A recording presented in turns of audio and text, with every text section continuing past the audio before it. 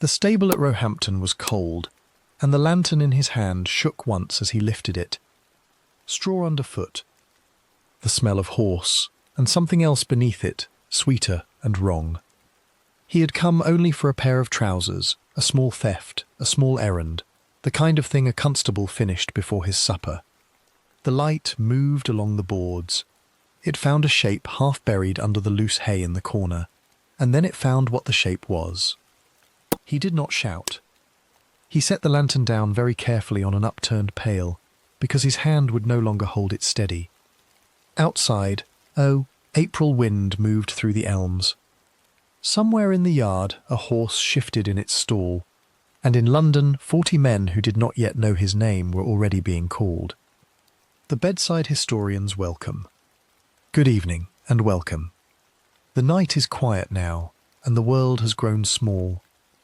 Come in and take off the day. Let it fall onto the chair by the door, where you can pick it up again in the morning if you want it back. You have found the bedside historian, and I am glad you are here. This is a place for the slow telling of true things, old crimes, old rooms, old streets whose names are half worn from the stones. Nothing here will hurry you. Nothing will ask more of you than to lie still and listen. I always like to know where you have come from. Tell me, in your own head, where you are lying tonight. A bedroom in a house you have lived in for years. A hotel where the pillow is not quite yours. A sofa in a room you rent by the week. A ship, perhaps. A train that will not stop until dawn. A hospital bed. A child's small bed in a house that has grown quiet after supper. And what hour is it there, on your side of the night? Perhaps you have only just come in. Perhaps it is nearly morning and you cannot sleep. Wherever you are, and whatever the clock says on your wall, the story I have brought you is the same, and you and I are in the same dim room for a little while. Before we begin, and I promise this is brief, if you would like the channel to grow, tap the small red button that says subscribe, and press the little thumb beneath the video. It is a plain thing to ask, but it truly helps. It tells the great silent machine that runs this place that another person, in another room, in another town, has found me tonight. And it means that when you come back tomorrow, or the night after, I will still be here, with the candle lit, waiting.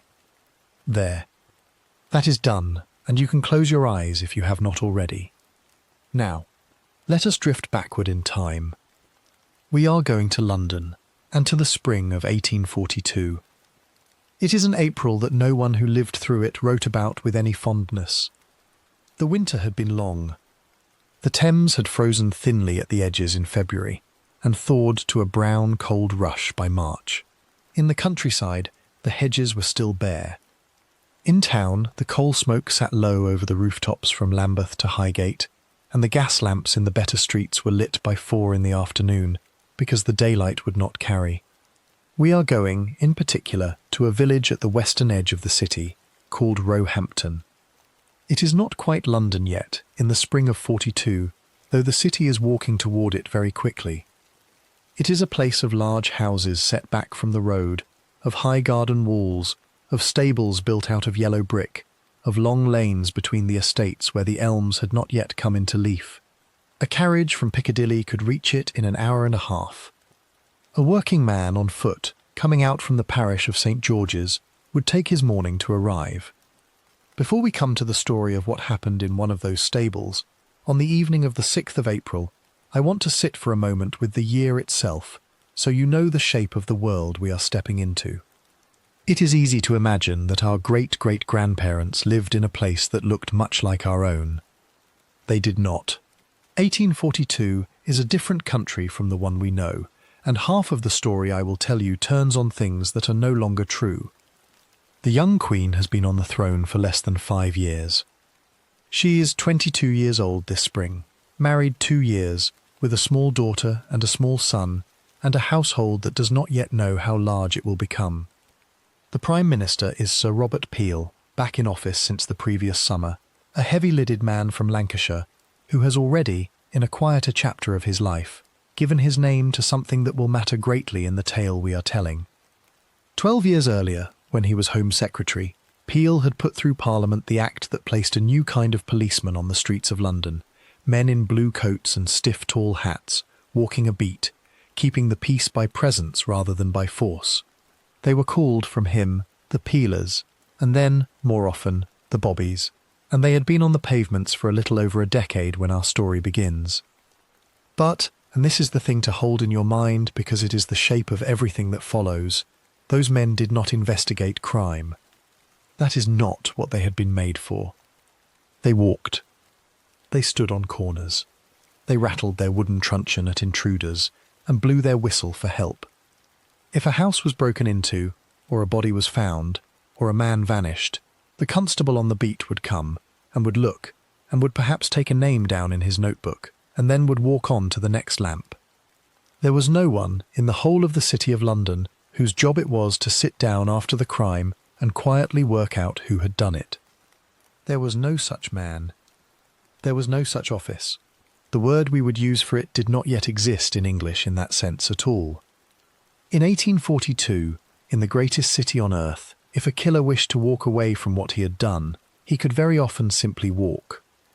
I want you to feel the weight of that, because our story is about the moment when it stopped being true. Now, look with me at London itself, on an April afternoon that year. The population is a little under 2 million people, packed into a city that had held 1 million only 20 years before. It is growing at a speed that alarms the people who live in it.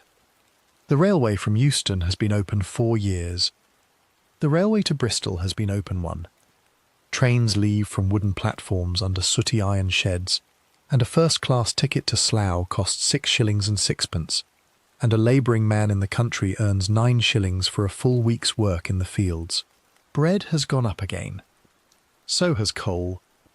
There is unrest in the mill towns of the north, and a Chartist petition, 3 miles long when unrolled, is about to be presented to Parliament.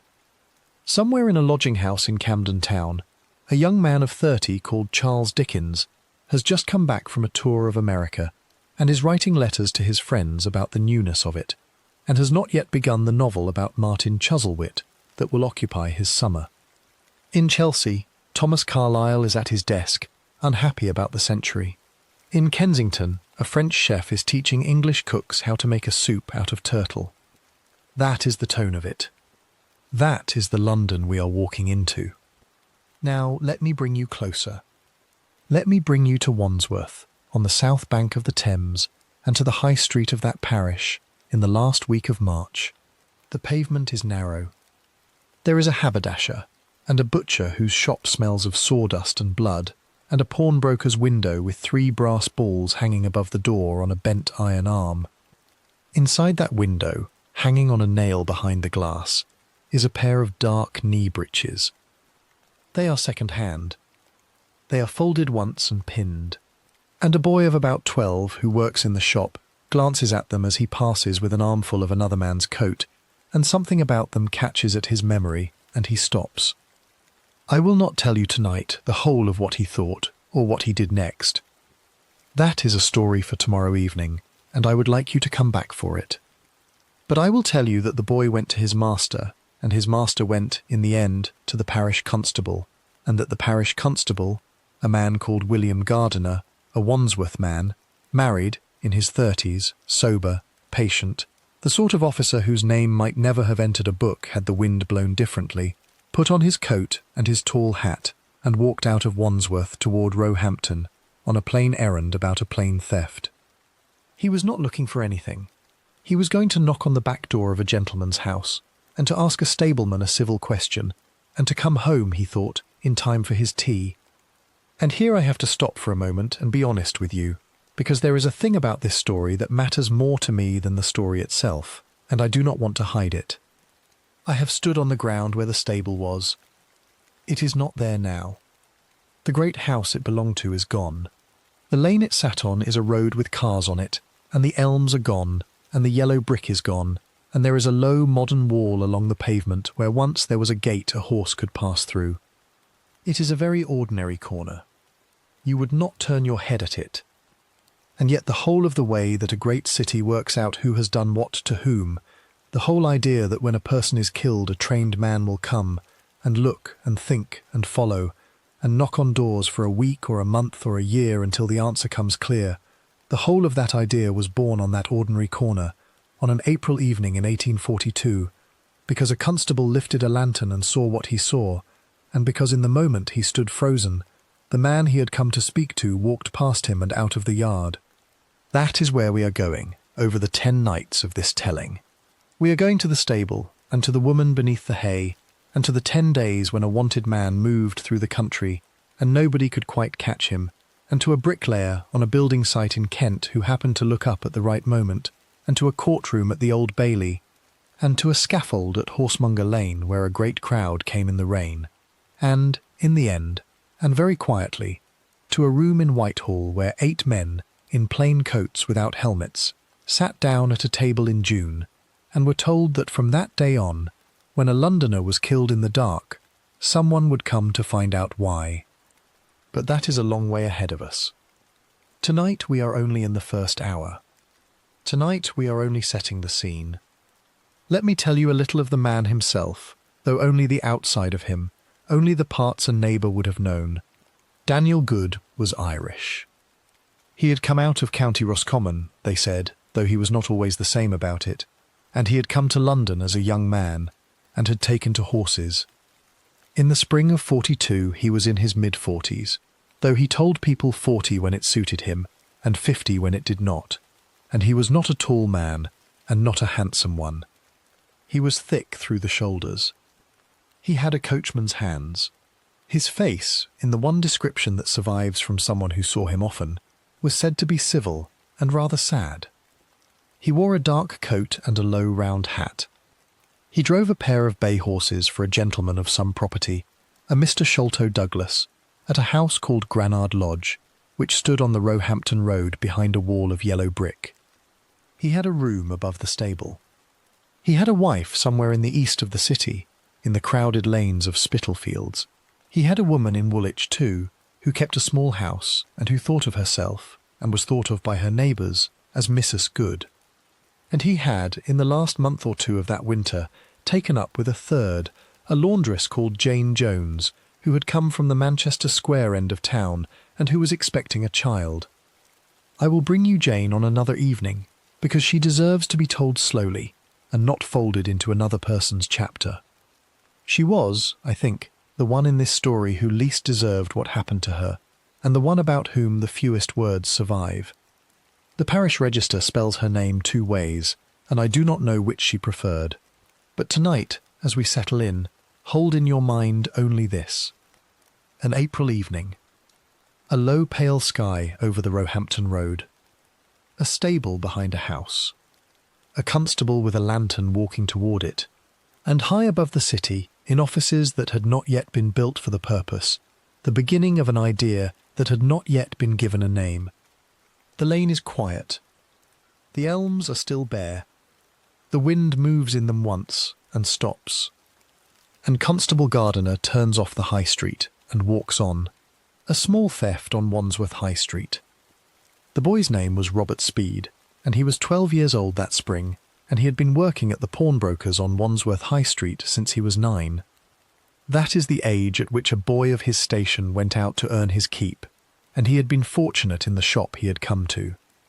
His master was a man called William Columbine, a widower in his late 50s, who kept the ledger himself and did not beat his boys and let them sleep upstairs on a straw pallet above the storeroom. Robert had 2 shirts, both mended. He had a jacket that had belonged to another boy before him. He had a pair of boots that were a little too large, and which he had learned to walk in without tripping, and he had, on the last Sunday of every month, 6pence of his own to spend at the pie shop 3 doors down. That was the shape of his life, in the last week of March in 1842, and it was, by the standards of a labouring child in that parish, not a bad one. I want you to see him for a moment, before we come to what he saw. Picture a thin boy with dark hair cut close to his head, freckles across his nose, sleeves rolled to the elbow, because he had grown that winter, and the cuffs would no longer sit right on his wrists. He had a way of standing very still when he was thinking, with his head tilted a little to one side, as though he were listening for something behind his own thoughts. his master had noticed it. His master had said, more than once, that the boy would either make a solicitor's clerk one day or would go to sea, and had not been able to decide which. Now, the shop itself, a pawnbroker's window in a London high street of that year, was a particular kind of thing, and I would like you to know how it worked, because it is the whole quiet engine of what is about to happen. When a man or a woman in a poor lane fell short of the rent, or wanted a doctor for a child, or needed a shilling for coal on a Thursday when payday was Saturday, they would gather up whatever they had of any value, a coat, a pair of boots, a copper kettle, a wedding ring, a christening spoon, a Sunday waistcoat, a pair of knee breeches, and carry it, wrapped in a bit of cloth, to a shop like Mr. Columbine's. The pawnbroker would examine the article, and would name a sum, and would write the name of the customer and the description of the article into a great heavy ledger with iron corners, and would hand across the counter a paper ticket and a few coins. The customer had a certain number of days, most commonly a month, to come back with the money and a little interest, and to redeem the thing they had left. If they did not, the article passed to the pawnbroker to sell as he chose, and it went into the window on a hook, at a price marked in chalk on a paper tag, and hung there until a passing eye caught it. That is the important detail. The unredeemed articles were on display. Anyone walking along Wandsworth High Street, on the pavement outside Mr. Columbine's, could see them through the glass. And anyone who had lost an article, or had had one taken, could pause at that window on their errand and see, sometimes, their own coat or their own kettle hanging inside it. That is not how the shops of our own day work. In 1842, it was simply how the poor kept track of their belongings when their belongings walked away from them. The breeches went into the window on the 28th of March. They had been brought in by a woman on the previous morning, or so the ledger said. She had given a name that turned out later to have been false, and an address that turned out later to have been half a lane long and half invented, and she had walked out with, I think it was, 7 shillings and a paper ticket. The breeches were of dark wool, well made, cut in the manner of a coachman's or a footman's working dress, with buttons at the knee. They were the kind of garment a servant in a gentleman's house would wear beneath a long dark coat, and they had cost, when new, perhaps twice what she had been paid for them. Mr. Columbine had marked them up on a paper tag at 9 shillings, and had pinned them by the waistband to the backboard of the window, and had thought no more about them. Robert Speed had glanced at them 100 times that week, without really seeing them, in the way that a shop boy glances at the stock he dusts and rearranges. And then, on the morning of the 31st, he was carrying an armful of a different customer's greatcoat across the front of the shop, and the light through the window caught the buttons at the knee of the breeches, and he stopped. I have to be honest with you here about the limits of the record. Nobody in 1842 wrote down the thought that went through a 12-year-old boy's head. What Robert said afterwards, when he was asked, was only that he had recognised them. He said he had seen those same breeches, or breeches so like them, on the person of a groom who came sometimes into a public house at the top of the road on a Sunday evening, when Robert was sent up to fetch his master a jug of porter. He said he had noticed the buttons in particular, because there was a chip in one of them, a small nick out of the rim of the brass, and he had thought, in the way that a boy thinks about a curiosity, that it looked like a bite. And he said that the breeches in the window had the same nick on the same button on the right knee. Whether that is what he truly saw, or whether he saw only something a little like it and put the rest together afterwards, I do not know. Robert Speed was 12, and later he would tell the story many times, and each time it would be a little firmer than the time before. That is how memory works, in a child and in a grown person both. But something in that window caught him, on that morning, enough for him to set the greatcoat down and to walk into the back of the shop, and to say to his master that he thought the dark breeches on the window board had been stolen. Mr. Columbine did not laugh at him. That is worth noticing. In another shop, in another town, with another master, a boy might have been sent back to his work with a cuff round the ear for slowing the morning. But Columbine was a careful tradesman in a trade that lived by its reputation for honesty. If it turned out that a pawnbroker had knowingly hung stolen goods in his window, he could lose his licence, and he could lose his shop, and he could lose the roof over his own head and over the heads of the boys who slept above it. He put down his pen. He came out from behind the counter. He looked at the breeches.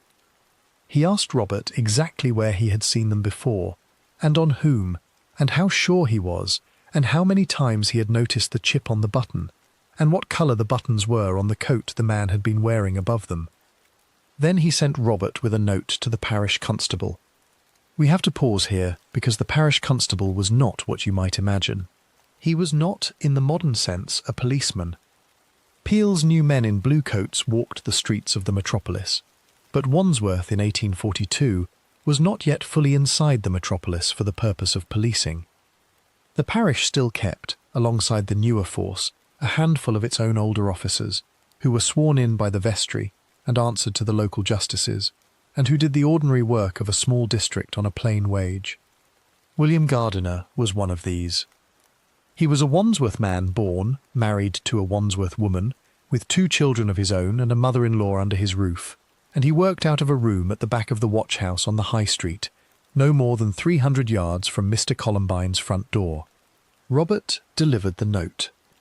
Gardiner read it once, and then read it again, and then put on his coat and his tall stovepipe hat, and walked back with the boy to the pawnbroker's, and looked at the breeches in the window, and listened to Robert tell the story a second time. He asked Columbine for the ledger, and Columbine brought it out, and the 2 men looked together at the entry for the 27th of March, and at the name and the address that the woman had given.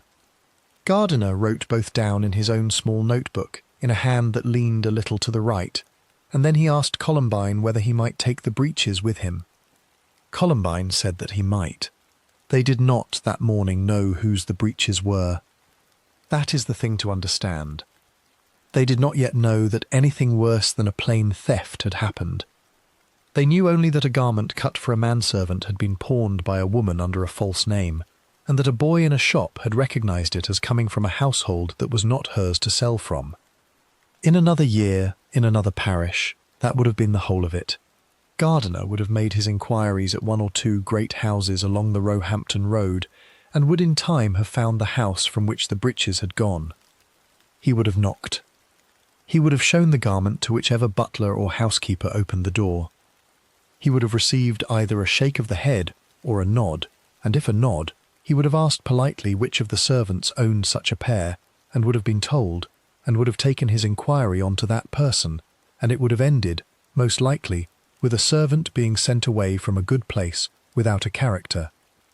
A quiet matter, a shameful one for the household, and one that would never have entered a newspaper or a magistrate's book.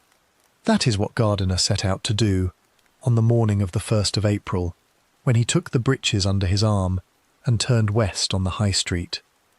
I have looked at the maps of that year, and the road he walked is not hard to trace.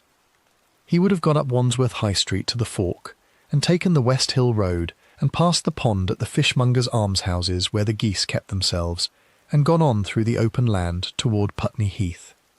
The verges were still winter yellow. The sky, the papers of the following morning said, was low and pale, with a wind out of the north. It was the last day of the first quarter of the year, and rents were falling due, and every innkeeper along the road had his door open to the weather, hoping for coach trade.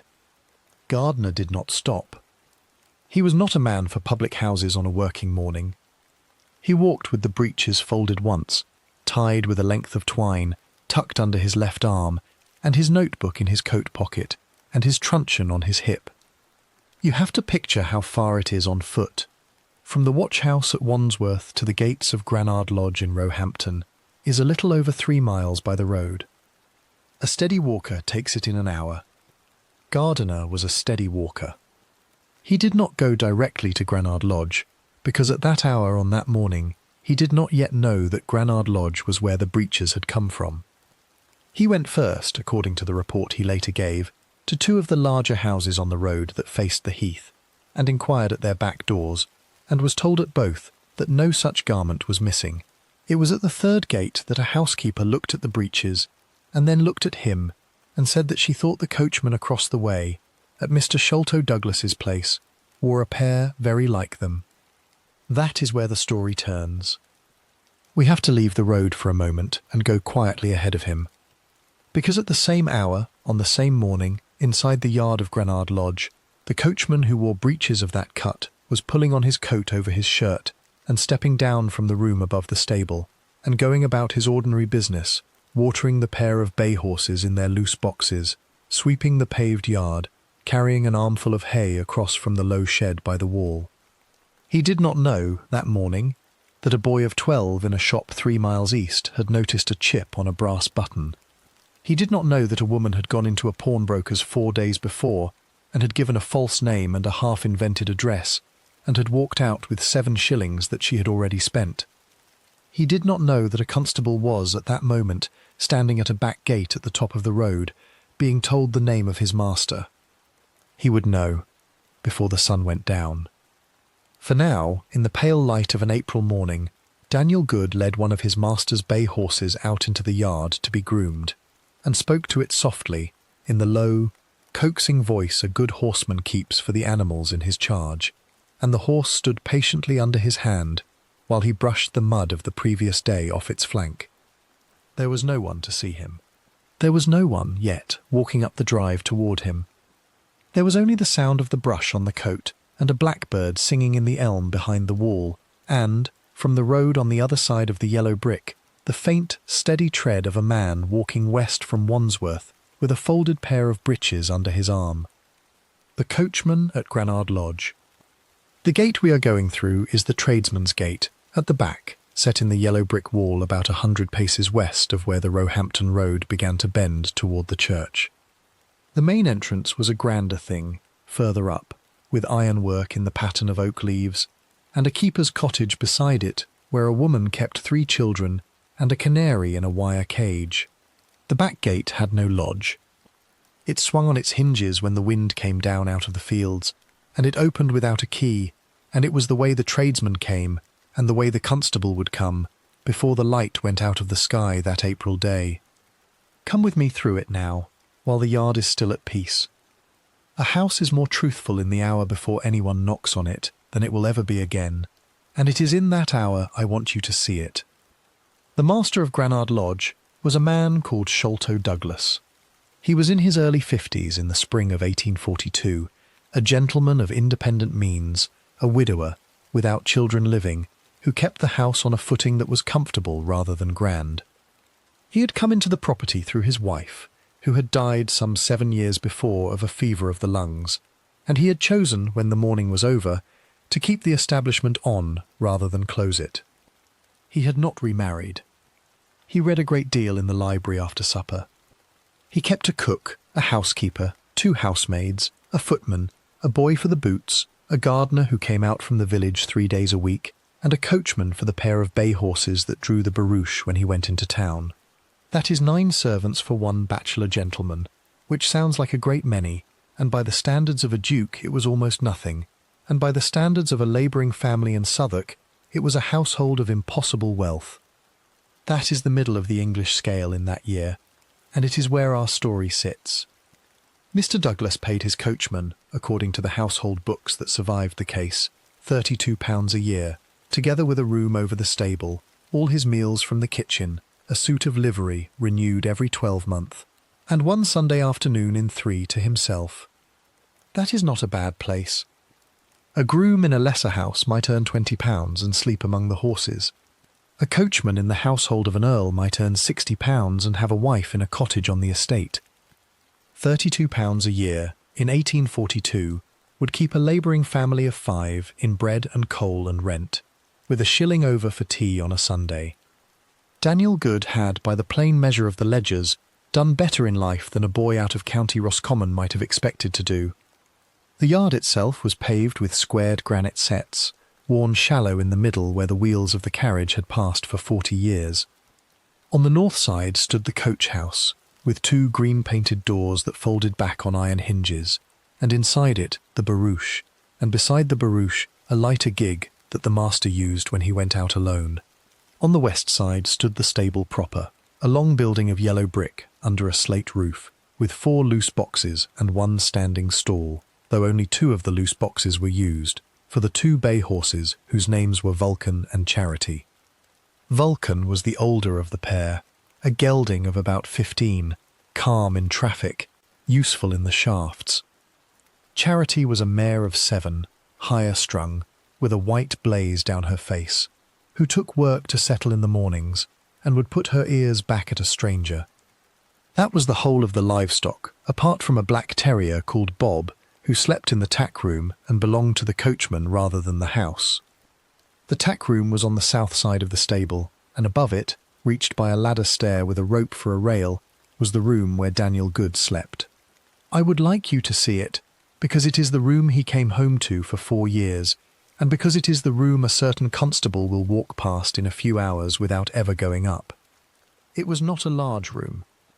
Under the pitched roof there was space for a bed with a straw mattress, a wooden chest for his clothes, a rush-bottomed chair, a shelf with a tin candlestick and a Bible he did not read, and a small iron stove with a black pipe that went up through the tiles. On the wall by the bed, tacked with 2 nails, was a woodcut of a saint he had brought out of Ireland with him, though which saint it was the neighbours were never sure. In the chest were 3 shirts, a Sunday coat, a pair of boots that were not the boots he wore for work, and a knotted cotton handkerchief with, on the evening of the 6th of April, £1 11 shillings and 4pence in it, which was the whole of his savings in the world. Daniel's day at the lodge began at 5:30 in the morning, before the maids were down, when he went across the yard in the near dark to muck out the 2 boxes and to feed the horses their first measure of oats. He watered them from the pump by the wall. He carried hay across from the low shed. By 7 o'clock he had brushed both horses down and had eaten his own breakfast at the kitchen table with the footman and the boot boy, a plate of bread and dripping and a mug of the servant's tea.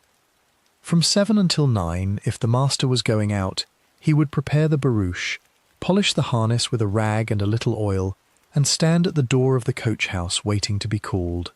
On mornings the master stayed in. Daniel had the run of his own hours until noon, when he was required in the yard again for a second inspection of the horses. He was in his mid-40s. He was thick through the shoulders. He wore a leather apron over his shirt when he worked, and he rolled the sleeves to the elbow, and he had a way of speaking to the mare in a coaxing voice, half in English and half in something that was not quite Irish and not quite anything else, a private language he had made with her over the 4 years they had known each other. I have to tell you here that the record does not agree with itself about where he came from before he came to England. He said at different times that he had been born in Roscommon Town, and that he had been born on a farm at the edge of Roscommon Town, and that he had been born on the coast at Sligo, and that he was really a Kilkenny man on his mother's side. 2 of the people who spoke of him after his arrest were as certain of one story as of another. He had come out of Ireland in the early 1820s, when he was about 25, in the way that thousands of young men came, on a Liverpool packet with nothing but a bundle. He had gone first to a livery yard in Manchester, and then to a stable near Islington, and then, in a way the ledgers do not entirely explain, to Roehampton, where he had been Mr. Douglas's coachman since the spring of 1838. And here is the part of him that his master did not know, and that his fellow servants did not entirely know either. He had a wife. Her name was Mary, though everyone in the lane called her Molly, and she kept 2 rooms in a court off Wentworth Street in Spitalfields, in the tight warren of alleys between the great church and the brewery. She was some years older than her husband, a Sligo woman by birth, who had washed at a hospital laundry and had lately taken to sewing shirts by the piece for a factor on Petticoat Lane. She was paid 4pence a shirt and could finish, on a good day, 7 shirts between the first light and the last. She had been married to Daniel Good for 15 years. She had, when the case was later gone into, no children living, though she had buried 2, one of them in infancy and one at the age of 4 during the cholera of 1832. Her husband came to her about once a fortnight, on a Sunday, if the master could spare him, and he brought her tea and a joint of mutton and sometimes half a crown, and he stayed the afternoon and went back to Roehampton on foot in the evening. She thought, or said she thought, that this was all a coachman in a good place could offer, and that she was fortunate to have him at all. And on the other side of the river, in a street that ran down toward the dockyard at Woolwich, there was a house with a green door, and behind the green door was a woman, called Susan Butcher, a widow of about 40, who kept a mangling business in her front parlour and took in the washing of officers' families off the barracks. She had married Daniel Good, or believed she had, in a chapel at Deptford in the autumn of 1840. She wore a wedding ring. She was called Mrs. Good by her neighbours, and by the parson at the chapel, and by the officer's wife across the road. She did not know about the 2 rooms in Wentworth Street. She thought her husband drove a gentleman at Richmond, and that he came home to her on Sundays because Richmond was too far to come home in the week, and she was pleased with him, and she saved a little each month against the day when he would leave service and set up a livery yard of his own. Her savings by the spring of 1842, in a stocking under a floorboard in the parlour, came to £11 3 shillings. 2 women then, one in the east of the city and one on the far side of the river, one who knew she was a wife and one who thought she was. Between them, in a rented room in Marylebone, was going to appear before the winter was out a third, and it is the third who will bring the whole quiet fabric down. I will not bring you to Jane Jones tonight. She has her own hour. Tonight I want you only to sit with the shape of the trap he was in, and to see it as he must have seen it that April, when the coach-house doors were open to the wind, and the mare was being brushed in the yard, and the horse smelled of clean straw. He was making, remember, £32 a year, and his keep. Out of that he had to send something to Molly, and he had to appear on Sundays at Woolwich with tea and mutton and £0.50, and he had to keep a little for himself for tobacco, and for the coat he wore on his own hours. It came out, if you did the arithmetic on the back of an envelope, to a hair's breadth.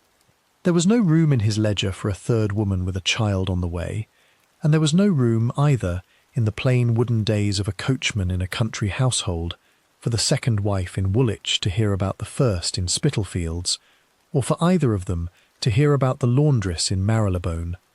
He had built, over 4 years, a life like a set of nesting boxes, each closed against the next. The record does not say whether he lay awake at night in the room above the tack room and thought about how it would end. It does not say what he told himself in the hour after the candle was blown out, when the wind moved in the elms and the terrier scratched at the door below. 2 men who knew him at the lodge and who were questioned afterwards said different things about his humour that winter. The footman said he had been in good spirits all through the season and had told a joke at the kitchen table on Twelfth Night. The housekeeper said she had noticed a heaviness about him since Christmas and had thought he was ailing and had almost asked. Both were sure they remembered rightly, and both cannot have. Memory, in the servant hall of a country house, is a shared property, and it changes to fit the story once the story is told. What is certain is this. On the morning of the 1st of April in 1842, Daniel Good led Charity out into the yard and set to work on her flank with a currycomb, and spoke to her in his coaxing half-language, and did not know, and could not have known, that a constable was walking west out of Wandsworth at that hour, with a folded pair of breeches under his arm. He did not know that the boy in the pawnbroker's had noticed a chipped button. He did not know that Sholto Douglas would be told, before nightfall on the following week, that his coachman had gone. He did not know that Molly Good was already, by chance, being spoken about in the same paragraph as Susan Butcher in a magistrate's clerk's notebook, and that Jane Jones, who was 5 months gone with his child, had put on her cloak that morning in Marylebone, and was making her way across town in a hackney to see him for what she thought was a plain conversation about the future. The mare stood still under his hand. The blackbird sang in the elm behind the wall.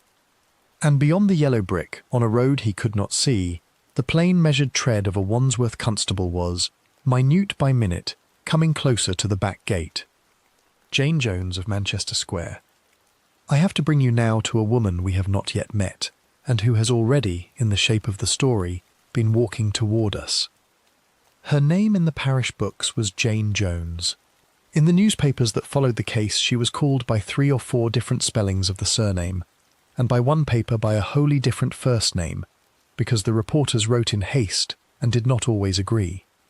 The name on the sheet of paper she signed at her last lodging, in a hand that leaned very slightly backward, was Jane Jones, and that is what I will call her. She was 31 years old. She was born in a village outside Cardigan on the west coast of Wales in the winter of 1810 into a family of Welsh-speaking farm servants. Her father broke a leg in a fall from a hay cart when she was 9 and never worked steadily again. Her mother took in mending until her sight went. Jane was the third of 6 children. She spoke Welsh at home for the whole of her childhood and did not learn English properly until she was 14, when she went into service in a rectory at Carmarthen. That is the shape of the first half of her life, and there is very little of it in the record beyond those bones. I would like to be able to tell you what her mother looked like, or what her father called her when he was pleased with her, but the papers do not say, and no one who spoke about her afterwards had known her before she came to London. She came to London in the summer of 1830. She was 19. She travelled on a coasting vessel from Milford Haven around to the Thames, in company with a cousin who had a place waiting for her at a chop house in Cheapside. Jane herself had no place waiting. She stayed a week with the cousin and then took a room in a court off Gray's Inn Road, and she began by taking in washing at £1 a bundle, in the way a young woman of no connections had to begin. Within a year she had moved to better lodgings in Bloomsbury, and had a regular round of 9 houses in the streets around Great Ormond Street, and was making enough by her irons and her tub to eat meat twice a week, and to send a postal order home to Cardigan 4 times a year. She was, by every account left of her, a competent woman. Not clever in the bookish sense, she read only slowly, and wrote in that backward-leaning hand, but sharp about a bargain, quick with an iron, and mild in her temper. A neighbour in Bloomsbury remembered her afterwards as a person one could ask for the loan of a scrub brush without having to explain why. Another remembered that she sang a Welsh air at her mangle in the yard on warm evenings, and that no one who heard it knew the words. 2 of the officers' wives she washed for later gave sworn statements that she was honest, prompt, and did not spoil the linen, which is the whole of what a laundress in that city needed to be. She met Daniel Good, so far as anyone was able to work out afterwards, in the summer of 1840. She had moved by then to Marylebone. She had 2 rooms above a tallow chandler's on a court that ran off George Street, near the north side of Manchester Square, and she took in the washing of 3 houses on the square itself, and of a solicitor's family in Wigmore Street. She had, in the account she gave her landlady, been walking home one Sunday from a chapel in the New Road, when a horse and gig drew up beside her, and the man driving it lifted his hat, and asked whether she was making for Marylebone, and offered her a ride. She got up beside him. He drove her the length of the road, and set her down at the top of her court, and lifted his hat again, and drove on. She told her landlady the next morning that his name was Daniel, that he was a coachman at a gentleman's house in Roehampton, and that he had asked whether he might call the following Sunday. She told her landlady that she had said he might. You can imagine, I think, how it went from there. A man of 45, well-spoken, in a good coat, with a manner about him that suggested a settled place and a steady wage. A woman of 30 who had been alone for 11 years in a city that was not kind to women who were alone. He came on Sundays. He brought a parcel of tea and a cut of the master's beef that the cook had let him have. He sat by her fire in the front room and told her about the horses in his charge, and about the roads he drove, and about the terrier who slept in his tack room. He did not tell her about a wife in Spitalfields. He did not tell her about a woman in Woolwich. He told her, instead, that he had never married, that his people were gone, that he lived plainly at the lodge, and put by what he could against the day he might set up a livery yard of his own. Whether Jane believed all of this, or whether she believed some and let herself not think about the rest, is the sort of thing that does not survive in an inquest paper. Her landlady, who was called Mrs. Ellis, and who kept the tallow chandlers under her, said only that Jane had seemed happy that autumn, and had put a pot of yellow crocuses on the window-sill of the front room, and had bought a length of red flannel to make herself a new petticoat against the winter. By the spring of 1841 they were, as the courts of the day would have said, keeping company. He came now on some Saturday evenings as well as Sundays. He gave her, on her birthday in the December of that year, a plain gold ring, which she wore on the 3rd finger of her left hand, and which the neighbours took as the sign it was meant to be. He did not, so far as the record shows, ever propose marriage to her in words, and she did not, so far as the record shows, ever press him to. She let herself be known in the court as Mrs. Good. Her landlady called her that. The washerwomen at the pump in the yard called her that. The delivery boy from the tallow shop called her that. Only in her private ledger, which was afterwards found on her mantel and read into the court, did she still sign herself Jane Jones. I want to stop for a moment and be honest about the ring. The ring was not new. It was a plain gold band of the sort that had been worn for many years before it came to her, worn thin at the inside and with a nick on the outer rim. Where it came from is a thing I cannot tell you. Two of the papers later suggested that it had been a ring belonging to Susan Butcher of Woolwich, that Daniel had brought it away from her and given it to Jane. Two other papers denied this. There was no jeweller's mark clear enough to trace, and the woman at Woolwich, when she was asked, could not swear to it either way. I will say only that Jane wore it on her finger for the last 5 months of her life, and believed, or wanted to believe, what it meant. Now, the child. She discovered she was carrying, so she told Mrs. Ellis, in the late autumn of 1841, and by the middle of March in the following year she was some 5 months gone. She was, by that point, showing under her apron. She had put her mangle out to a girl in the court to work for her 3 days a week, because she could no longer stand for long hours over the tub. She had begun to speak to Daniel about the future in a way she had not spoken before. She had asked him, several times, when he thought he might be able to leave the lodge. She had asked him whether it would not be better to be married in a chapel before the baby came, so that the parish would have no question about the name on the register. She had asked him what he thought of the name Owen, if it was a boy, after her father, and what he thought of the name Mary, if it was a girl. Daniel, according to what Mrs. Ellis afterwards said, had put her off. He had said the master was going into the country in May, and that after that he would have leave to think about his own arrangements. He had said the money would be easier in the summer. He had said, once, that there was a matter to do with a cousin in Ireland he had to settle before he could marry, though he did not explain what the matter was. He said different things on different Sundays. Jane, who was carrying a child that was showing under her apron in a district where every landlady watched every stair, was beginning to notice the drift of the different things and to be afraid of it. On the morning of the 1st of April, which was a Friday, she put on her cloak and her bonnet, and she went out of her rooms and down the court to the New Road, and she took a hackney cab. That is not a thing a woman of her circumstances did every day. A hackney from Marylebone to Roehampton in 1842 cost some 7 shillings, and 7 shillings was 2 full days of her mangle work. She paid it. She got up into the cab. She sat back against the leather with her hands folded over the mound of her apron, and gave the driver the address of Granard Lodge. We do not know what she meant to say when she got there. The record is empty on this.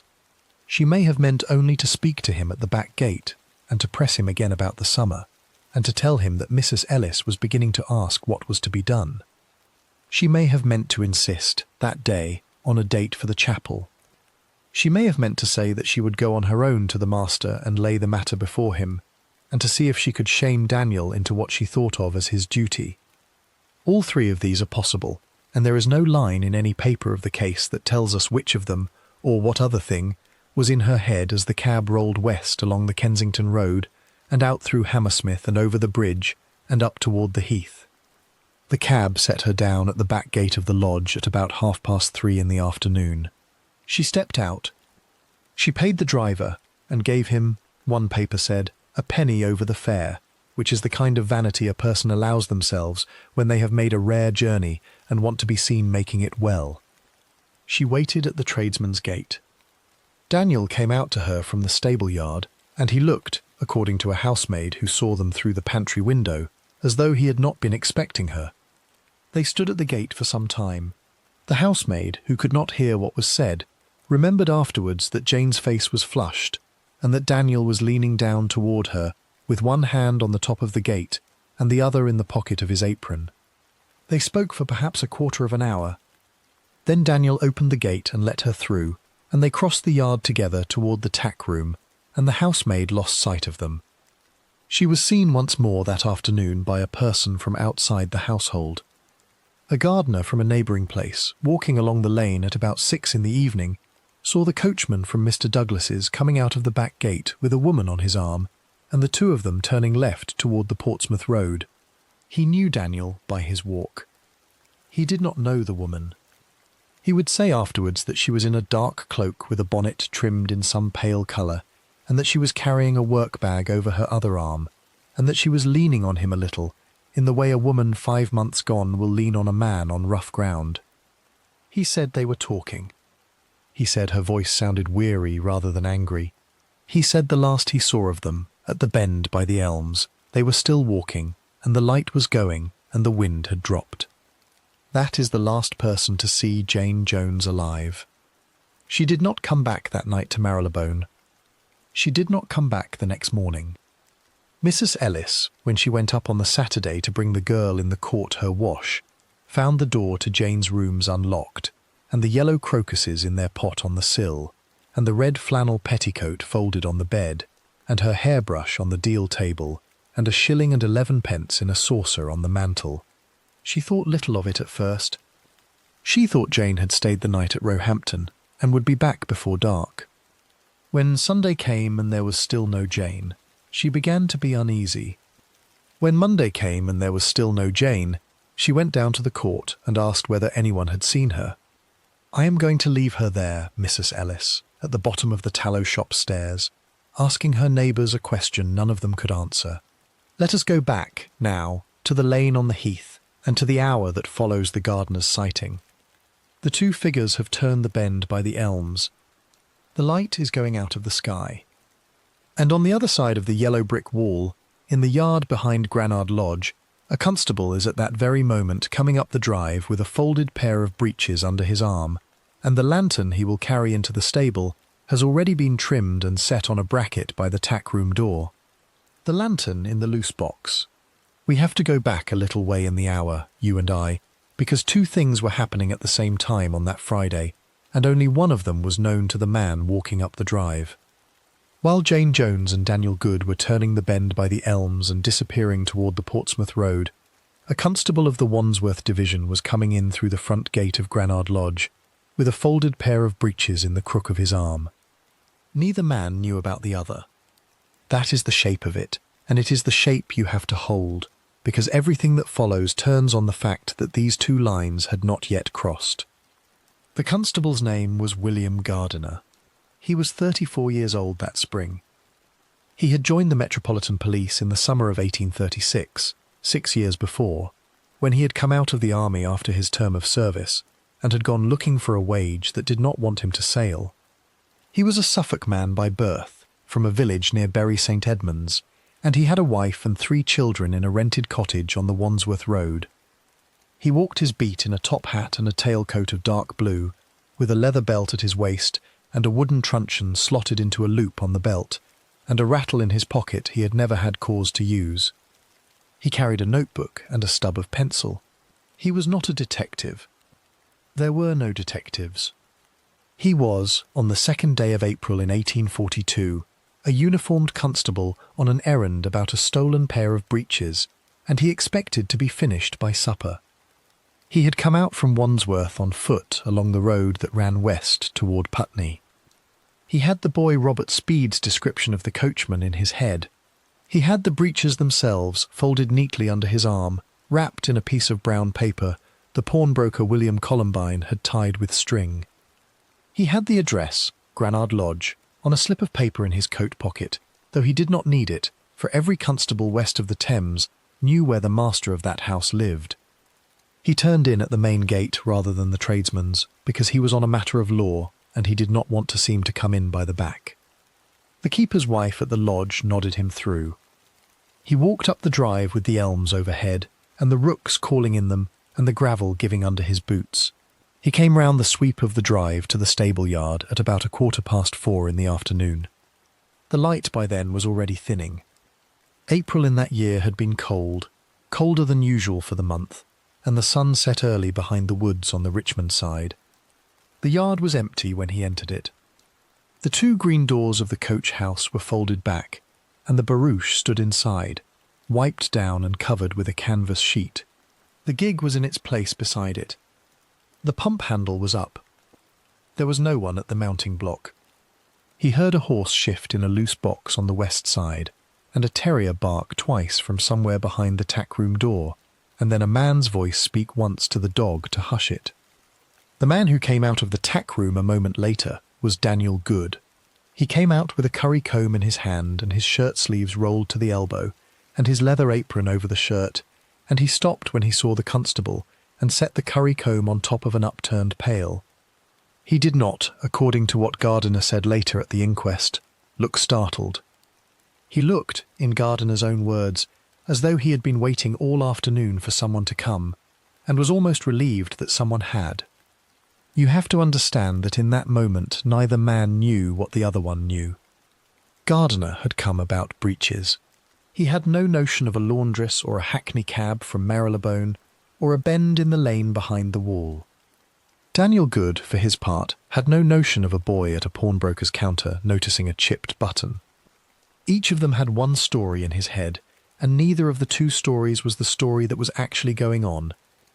That is a thing that happens more often in a criminal matter than the papers ever manage to explain, and it is a thing that would happen many times over in the 10 days that lay ahead. Gardiner touched the brim of his hat and introduced himself. He said he had come out from Wandsworth about a matter to do with the pawnbroker on the High Street, and he unwrapped the brown paper enough to show the breeches, and he asked Daniel whether he had gone in on the previous afternoon to leave them. Daniel, for a moment, said nothing. Then he shook his head. He said he had been in Wandsworth, yes, on his master's business, and that he had gone into the pawnbroker's to look at a watch chain, but that he had not left any breeches, and that the breeches were not his. Gardiner asked whether he might see the coachman's own trousers, so that he could satisfy the pawnbroker on the point. Daniel said he could see them, and welcome, but that they were up in his room, and he would fetch them presently. He said, according to Gardiner's notebook, that he had another errand to finish first in the far loose box, and would the constable step over and wait a minute or two. That is the sentence that decides what is going to happen next, and I want to slow it down. Because if Daniel had said, "Come with me to the room," or "Wait in the yard," this hour would have unfolded differently, and the story we are telling would not have the shape it has. Instead he said, "Step over to the loose box." He said it in a way, Gardiner thought afterwards, that was casual, almost welcoming.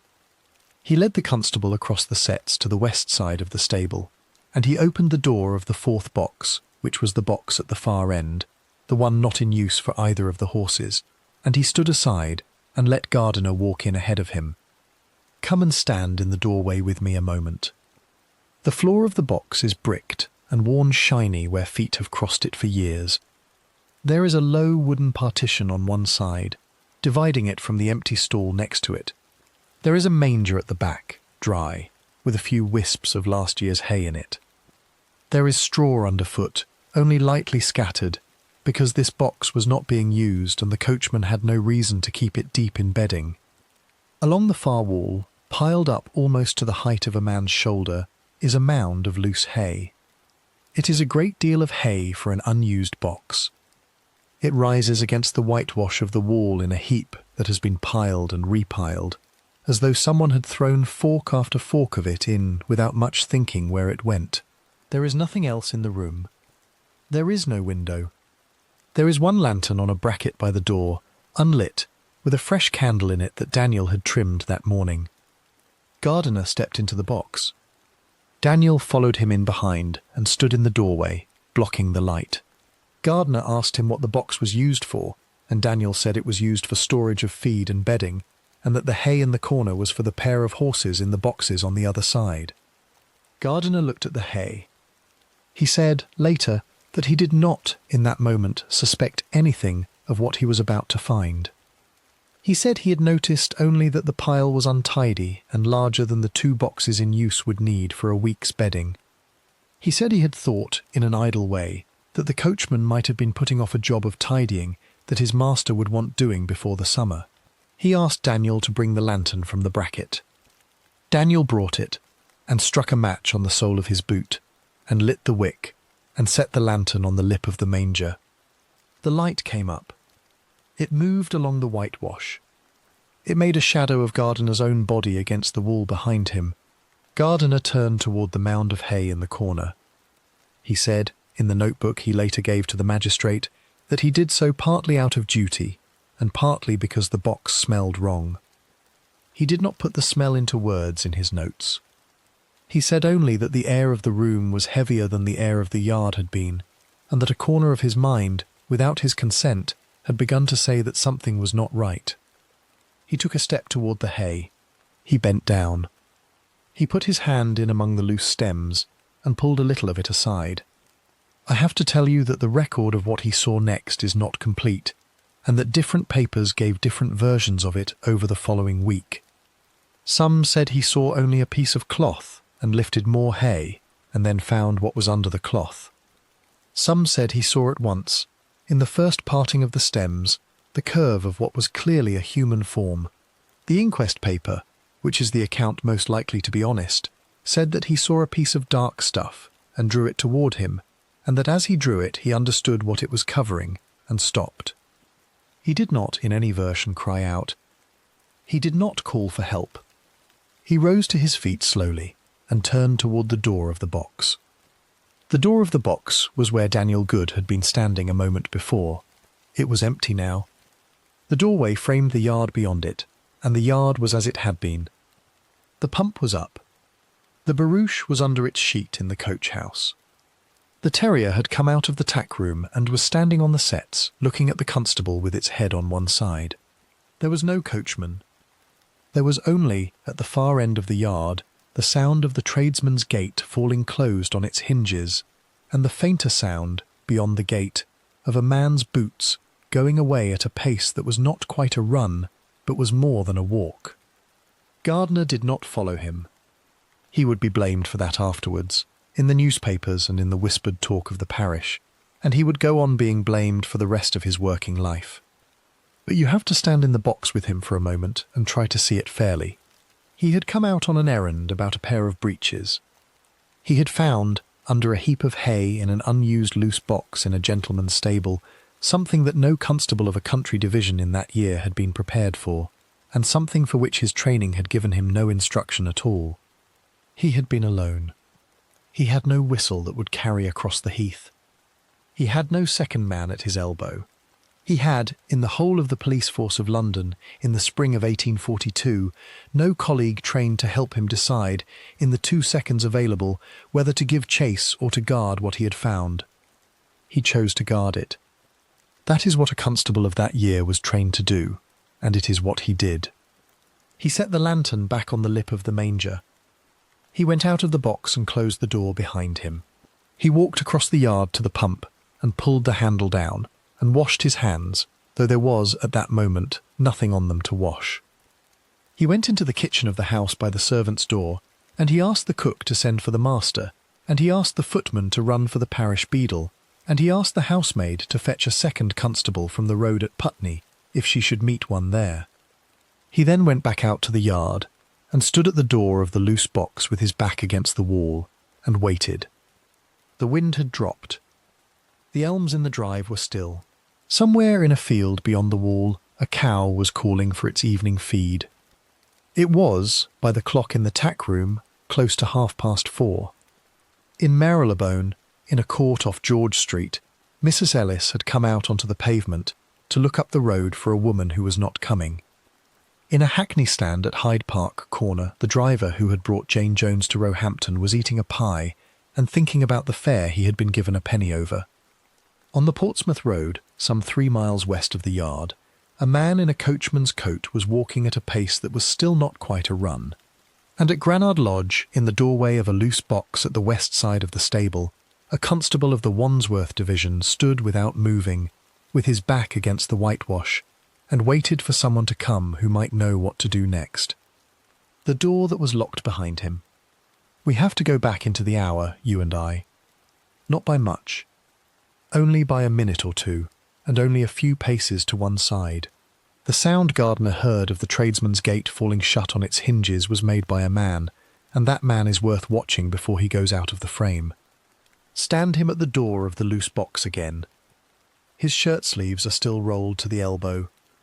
The leather apron is still tied at his waist. He is looking at the back of the constable in front of him, and the constable is bending down over the mound of hay in the corner, and the light of the lantern on the manger is throwing the constable's shadow up the whitewash and folding it into the beams. Daniel Good does not move for a moment. Whether he had known before that afternoon that a constable would come, whether he had rehearsed in his head what he would do if one did, whether the plan came to him then and there on the sets of the yard, none of that is in the record. The papers, later, would guess at all three, and I do not know which guess is closest to the truth. I can only tell you what he did next, and try to do it in the order it happened. He stepped back from the doorway. He did it softly, on the balls of his feet, so as not to strike the flagstone with his heel. Then he drew the door part way toward him, so that it hung between his body and the constable's back like a screen. He did not close it. He did not want the sound of the latch. He let it rest against the jamb without going home, and crossed the yard at a walk, not a run, because running feet on sets carry, and a walking pace on those stones sounded like any errand of the afternoon. Past the pump, past the barouche under its canvas sheet, past the terrier who came out of the tack room and looked at him and did not bark because it knew him, and this is a thing that mattered to what happened. A dog that barked in the yard at that instant would have brought the constable out of the box. The dog did not bark. It watched him go. At the tradesman's gate he did stop. He did stop, because at the gate there was a decision that took 2 seconds and had to be made properly. He turned the ring of the latch. He drew the gate open just enough to slip through, sideways. He stepped out onto the flag path that ran along the outside of the yellow brick wall. He drew the gate closed behind him. And then, and this is the moment that would give the whole next week its shape, he reached up and slid the outer bolt across in its keeper. You have to understand what that bolt was. On the outside of most tradesmen's gates of a large house of that time, there was a stout iron bolt, plain and heavy, so that the servants could shut the yard against the road at night without having to come round through the main gate. In the ordinary run of things, the bolt was only closed after dark. In the ordinary run of things, a servant leaving the yard on an errand in the afternoon left the bolt drawn back and the gate on the latch. Daniel drew the bolt across. He seated it in the keeper. He tested it with the flat of his hand to be sure it had gone home, and then he walked away. I want to stop for a second and be plain about that gesture. It is not a large one. In the eye of a person walking past on the road, it would have looked like a servant securing a gate before going to fetch a parcel from the village. It took perhaps 4 seconds, but it is the whole shape of what Daniel Good understood about his situation, in that instant, laid out in one movement of the arm. He knew there was no second constable at the pump. He knew there was no whistle in that yard that would carry. He knew that Gardner, when he came up out of the hay, would come to the yard first and only then to the gate, and would find the gate bolted from the outside, and would have to go back through the house to the drive to get to the road. He knew it bought him a minute, perhaps 2, and he knew that a minute, at the beginning of a life on the run, is a longer thing than the whole rest of the day.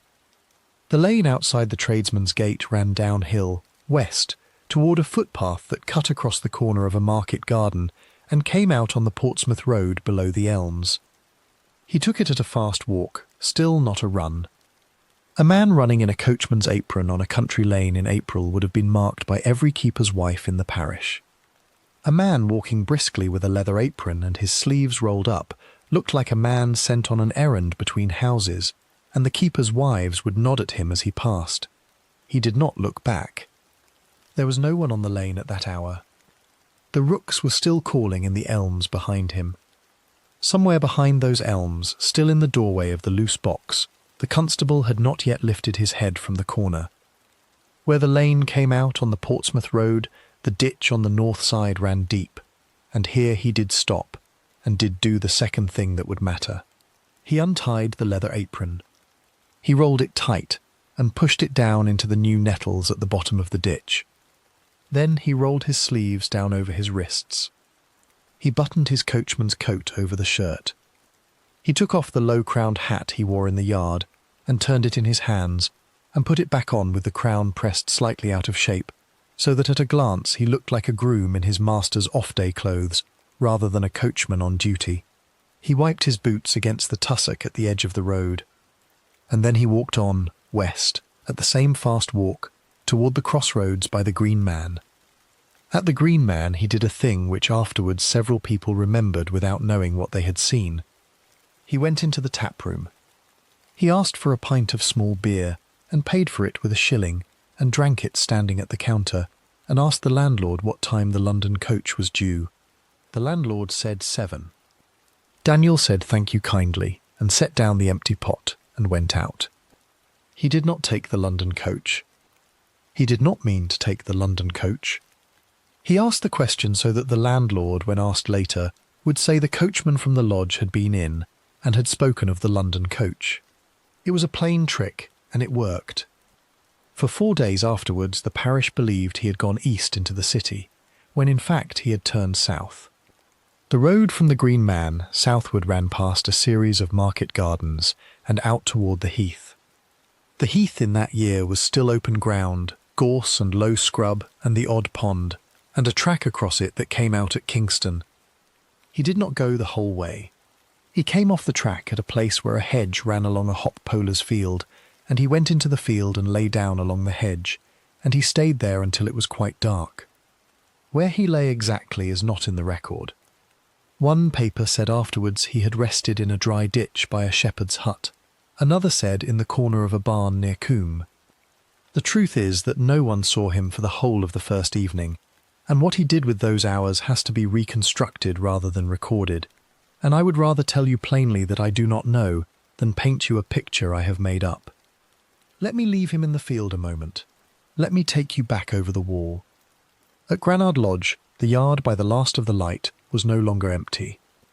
The cook had come out to the door of the kitchen and wiped her hands on her apron and stared at the constable across the setts.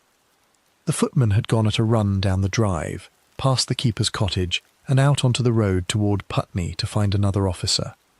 The housemaid, who had been sent for the parish beadle, had returned instead with the churchwarden, because the beadle was not at home, and the churchwarden was the nearest man in a black coat she could think of.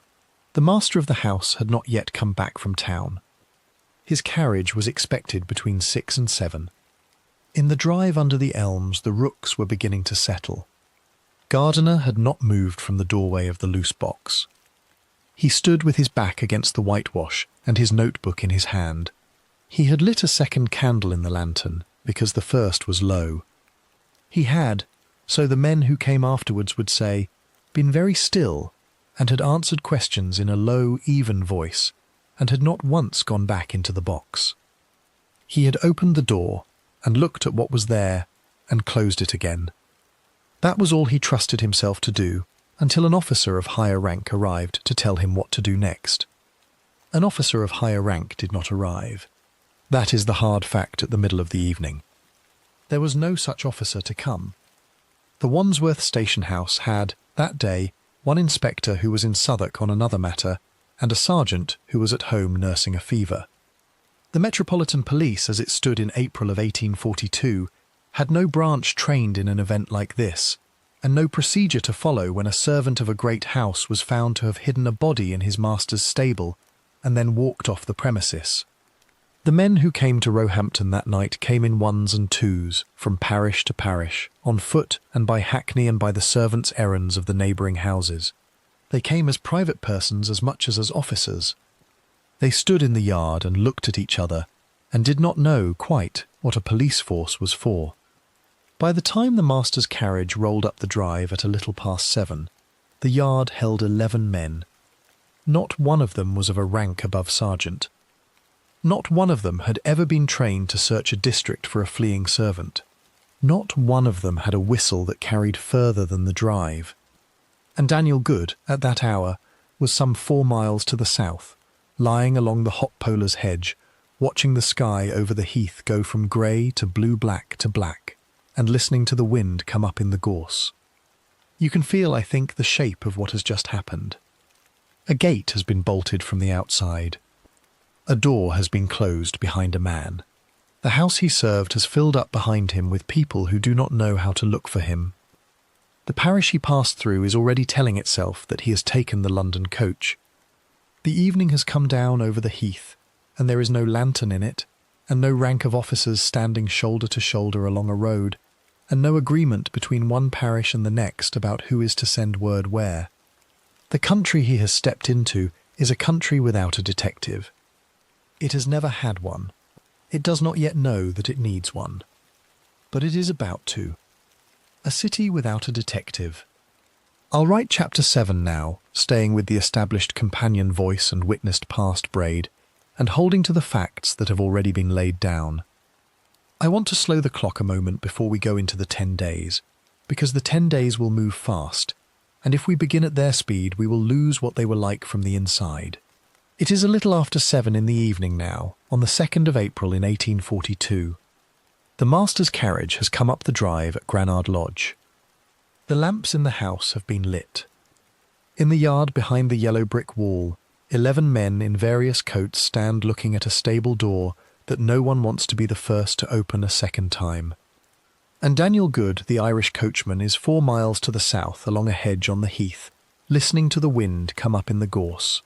From this hour, and for the next 10 days, the country he has stepped into will try to catch him, and will keep failing to catch him. And the reasons it keeps failing are the whole point of the story.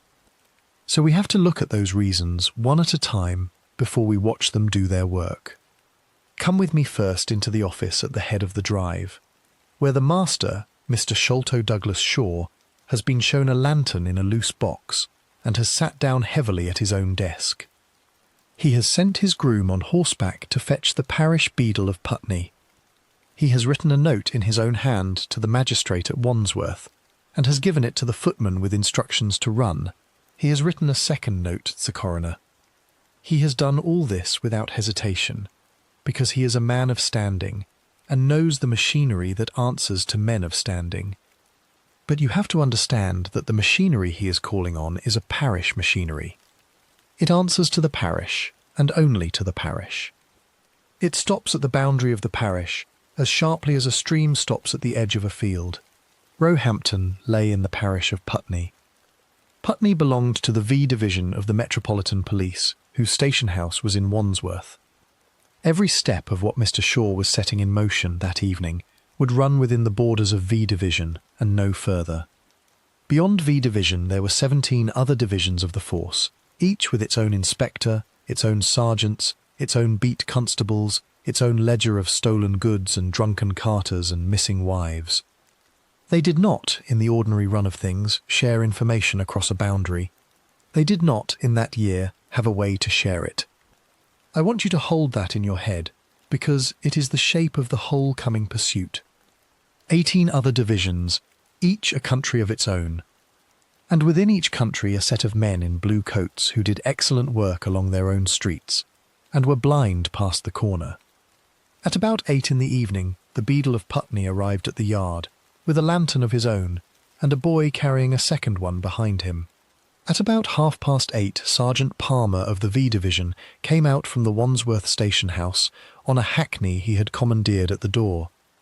At about 9:15, the coroner's officer arrived from Kingston with 2 men. By 10, the body of Jane Jones had been carried, wrapped in a horse blanket, from the loose box across the yard to the harness room, where it was laid on a plank between 2 trestles and a candle set at either end. The parish surgeon came at midnight.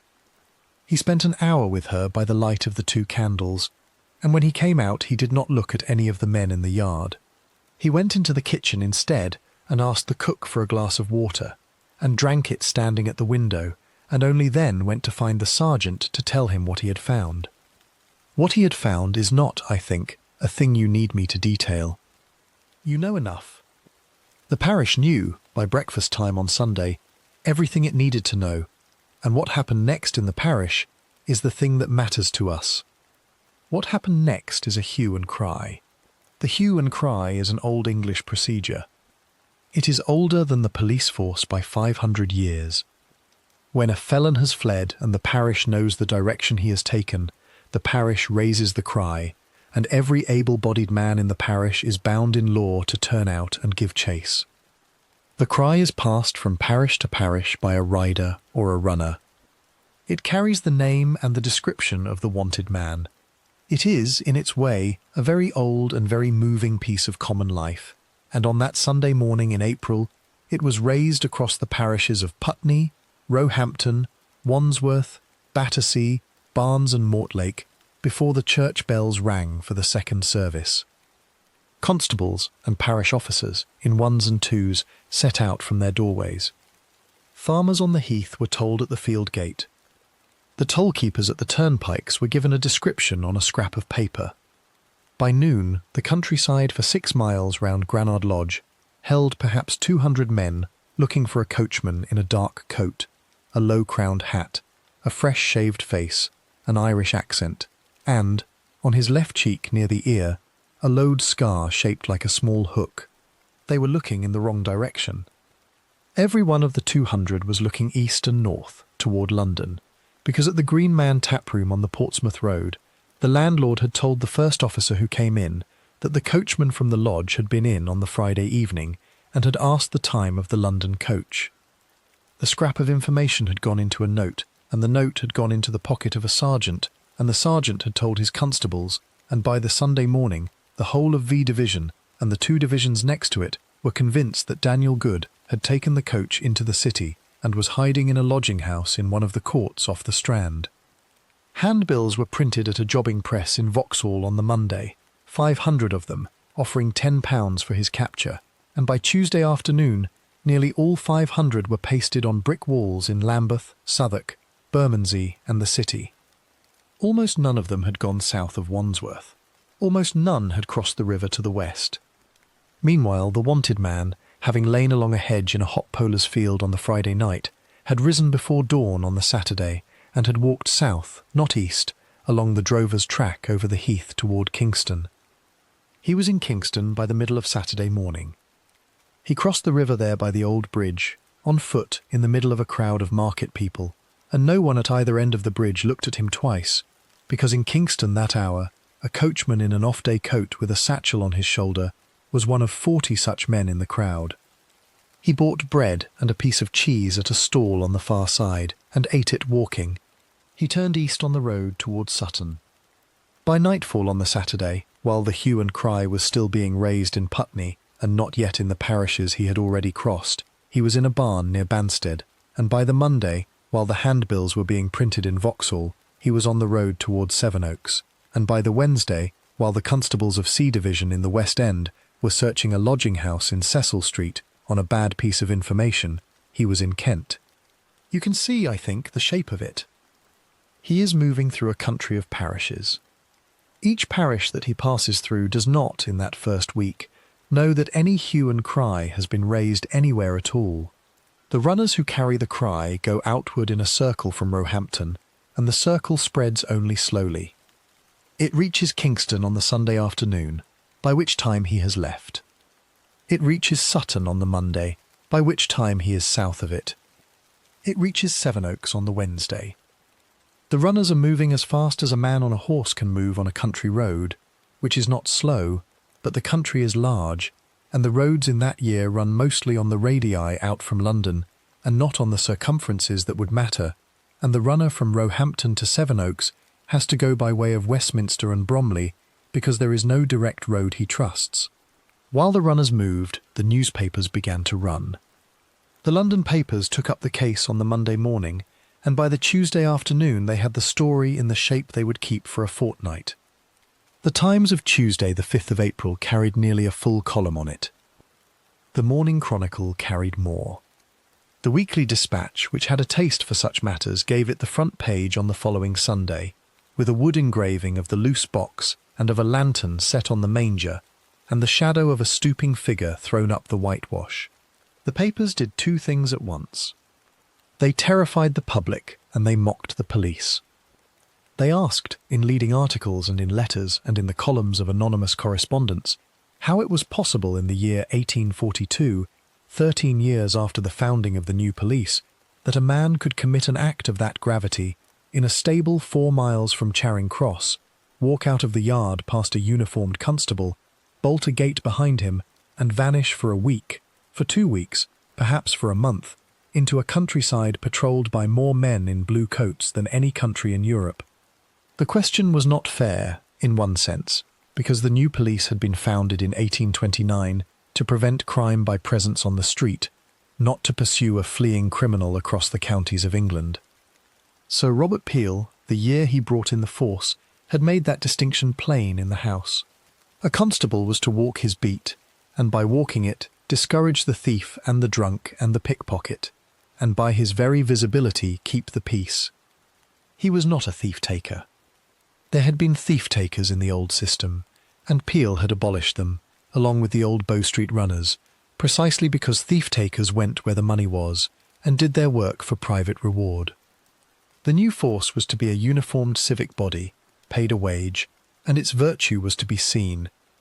But the question in the papers, though it was not fair to the constables on their beats, was fair to the shape of the machine.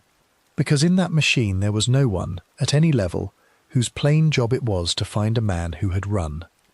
I do not know, and I have never been able to work out from the papers of the time, at what hour, on that first week, the 2 commissioners of the force first admitted that to themselves. Sir Charles Rowan, who was a Waterloo man and who kept the discipline of the force, and Sir Richard Mayne, who was a barrister and who kept the law of it, worked at that time out of the offices at No. 4 Whitehall Place, which opened at the back onto a narrow yard, and the yard had a small door, and the small door gave onto Great Scotland Yard, and it was by that door that persons with police business came in and out, and it was from that door that the whole force in time took its name. The commissioners will have been at their desks on the Monday morning. They will have read the papers. They will have called for the reports of V Division. They will have understood, if they had not already understood, that there was no branch of the force, in that building or in any other, whose work it was to sit down with a map of the counties and think about where a fleeing coachman would go. They did what they could. They put men in plain clothes onto the case, drawn 1 and 2 from different divisions, because a man in a uniform on a country lane is a lighthouse and cannot go where a runaway will go.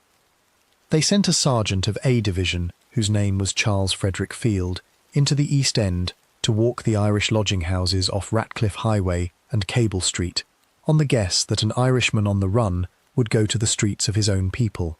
They sent a sergeant of E Division, whose name was Nicholas Pearce, west towards Slough and Reading, on the guess that a coachman would look for work at a coaching inn. They asked the divisions of the counties bordering London, which were then only a few years into being part of the metropolitan force at all, to send in daily notes of any coachman or groom seen alone on foot on the roads out. And they wrote, on the Wednesday, a joint letter to Sir James Graham at the Home Office, in which they said that the case had exposed a gap in the arrangements of the force that would be worth His Majesty's Government's attention when the immediate matter was resolved. It is the first letter of its kind in the records of the office. It sits, in the boxes at Kew, at the top of a file that would grow all through the summer. For the moment, though, the letter had no effect, and could have none. The immediate matter was not resolved. On the Thursday, 6 days after the loose box had been opened, a woman, in a village near Croydon, told her son to run for the constable, because a man answering to the description in the handbill had asked her for a cup of milk at her door. The constable came, and the man was gone. On the Friday, a coach guard on the Portsmouth Road reported that he had picked up a passenger at Guildford who spoke with an Irish accent and had paid in coppers. The passenger was found and questioned, and turned out to be a harness maker of that town, well known, and not the wanted man. On the Saturday, a full week after the murder, a boy at a farm in Sussex swore he had seen the coachman crossing a field at first light, and the parish beadle turned out 12 men to search the wood beyond, and found only a shepherd and a dead lamb. Every day brought sightings. Almost every sighting was wrong. Even the sightings that were not wrong came in too late, because the runner from parish to parish moved slower than the man he was chasing. And so the week wore on into the beginning of the second week, and in the offices at Whitehall Place, the 2 commissioners read their morning reports, and did what they could with a machine that had not been built for this work, and knew, without yet saying it aloud, that when the case was over, they would have to build a different machine. The city outside their window went on about its business. The Times went on printing its leaders. The wanted man went on moving south and east, on foot and in carriers' carts, through parishes that had not yet heard his name, toward a place none of them had thought to look, where a bricklayer on a building site was already, without knowing it, waiting to see a face he had once worked beside. The bricklayer at Tonbridge. We have to leave London now and go into Kent, because the man we have been following has arrived there ahead of us, and the week that will end him is already beginning. It is Wednesday the 13th of April, in the year 1842. 11 days have gone by since a lantern was lifted in a loose box at Roehampton. In the offices at Whitehall Place, the two commissioners are still reading their morning reports and finding little in them. In the parishes round the capital, the handbills are curling at their corners on the wet brick walls. And on a stretch of raw ground about a mile north of the town of Tonbridge, where the new line of the southeastern railway is being cut through the low hills, a man in a labourer's smock is carrying a hod of bricks up a plank ramp toward a half-built culvert, and calling himself, when anyone asks, by the name of Connor. He had come into the county by way of Sevenoaks, on foot, in the second week of the month, and had walked down the old road past Hildenborough on the Monday morning. At the yard of the railway contractor, a firm out of Ashford whose name in the ledger was Croucher and Sons, he had asked at the gate for a day's work. The foreman, whose own name was Bailey and who had a good eye for a strong pair of shoulders, had taken him on without asking after a character. On the works of a great railway then being cut across the Weald, a man was hired by his back and not by his papers. Bailey had put him to the hod, at a wage of 2 shillings and 6pence a day, and had shown him the shed where the labourers slept, and had told him he could start at 6 the next morning. He had asked his name. The man had said Connor. Bailey had written it in his book without a second glance, because half the labourers on that line were Irish, and half of those, in any given season, were on the works under a name that was not their own, for reasons of debt or drink, or a wife left standing in a doorway 2 counties away. I want to hold there for a moment, because the shape of what a great railway works in 1842 actually was matters to what happens next. It was not a factory, and it was not a farm. It was a moving town, 3 miles long and 100 paces wide, that unpicked itself from one field and stitched itself into the next as the line advanced. There were the navvies at the cutting face with their picks and their barrows. There were the bricklayers on the culverts and the small viaducts, laying up the yellow London stock brick that came down by waggon from the kilns at Sittingbourne. There were the labourers, the hodmen and the barrow runners, who fetched and carried for the tradesmen. There were the horseboys with the trace horses.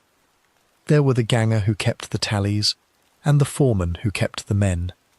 There was a shed for the tools, a shed for the sleepers, a shed with a stove for the making of tea, and a longer shed of raw deal boards with 2 rows of straw palliasses along the walls, in which 40 men slept in their clothes and left before dawn. It was a country that men passed through, and did not stay in, and did not much look at each other in.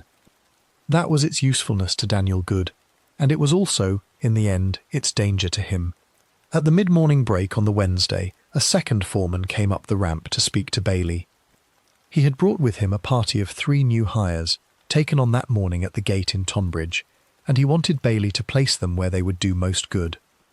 The 3 men stood behind him with their tools rolled in sacking under their arms and their caps in their hands. One was a boy of perhaps 17. The second was a man in middle years with a bad ear. The third was a bricklayer of about 40, thick-set, dark-bearded, with a plaster of clay on his boots that spoke of a wet walk-in from the road. His name in the second foreman's book had been written down that morning as Thomas Rose. Rose looked up the ramp to see where he was to work, and his eye went past Bailey to the labourer at the hod and stayed there. I want to slow the moment. I want to describe it as far as the record lets me, because it is a small moment on which the whole rest of the story turns, and I have never been able to read the newspaper accounts of it without feeling the pause in the middle of an April morning on a bare hillside in Kent. Rose stopped where he stood. He did not speak. He did not point. He shifted his cap from one hand to the other. The man on the ramp had his back to him and was setting down the hod on the platform of the scaffold, and he was speaking to the bricklayer on the wall about the courses to come. Rose could not, from where he stood, see the face.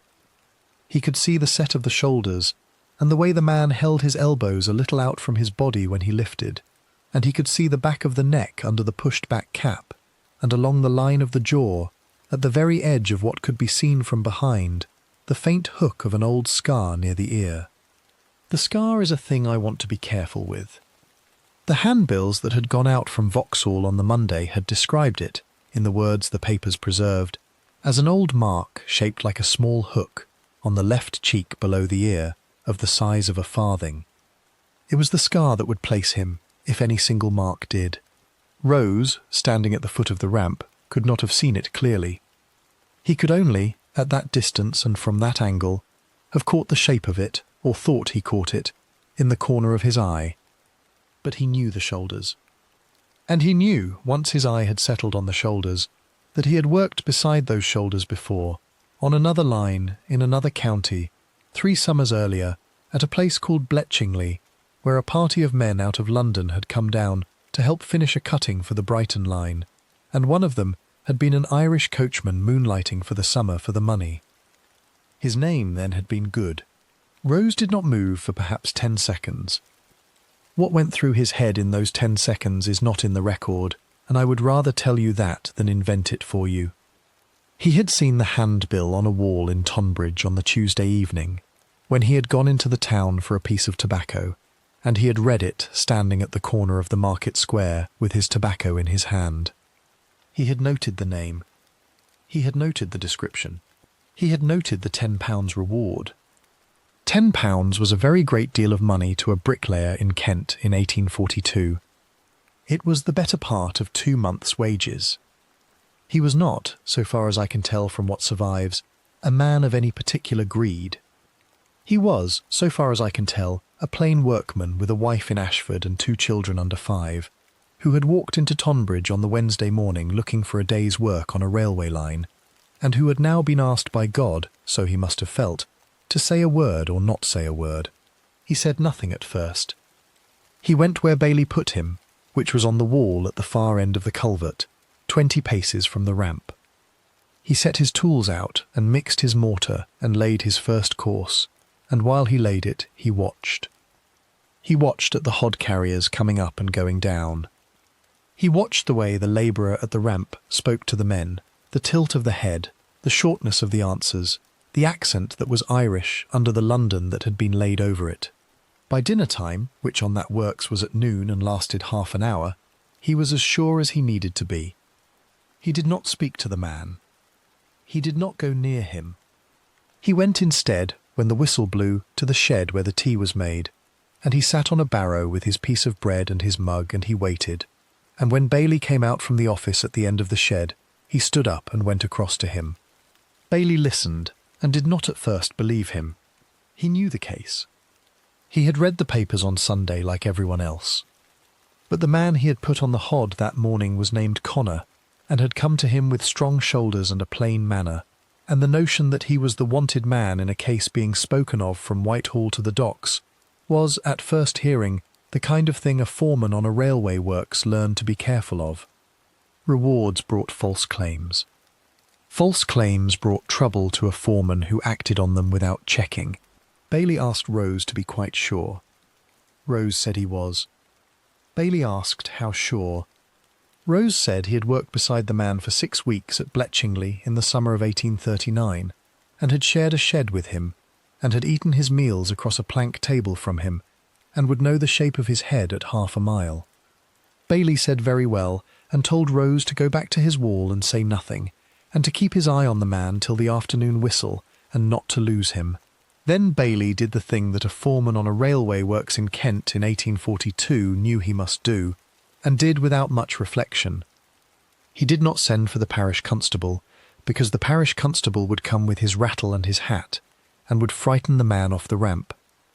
He sent instead his own son, a lad of 15 who ran errands about the works, on the back of one of the trace horses into Tonbridge, with a note in his pocket for the station house of the borough police. The note was 3 lines long. It said that a man answering to the description on the handbill was on the works north of the town, going under the name of Connor, and that Bailey, the foreman, requested 2 officers in plain coats be sent up the road before the 4 o'clock whistle. He gave the boy a shilling and told him to ride steadily and not to speak of the errand at the gate. The boy went at a canter down the lane. Rose went back to his wall. Bailey went back to his office and stood at the small window and watched the ramp. The afternoon on that works passed as the afternoon on any such works passed. The hods went up and came down. The mortar was mixed. The bricks came off the wagon. On the ramp, the man calling himself Connor did his work steadily, and did not, so far as anyone afterwards remembered, look up once toward the office window, or the road, or the wall where Rose was laying his 4th course. He was a man on the run, and he had been a man on the run for 11 days, and by that Wednesday afternoon he had walked so many miles, and slept in so many hedges, and eaten so many pieces of bread, bought with careful coppers, that the work of a hod carrier on a railway line was, in its way, a rest. He was tired. He was, perhaps, beginning to believe himself safe. Kent in April was not London.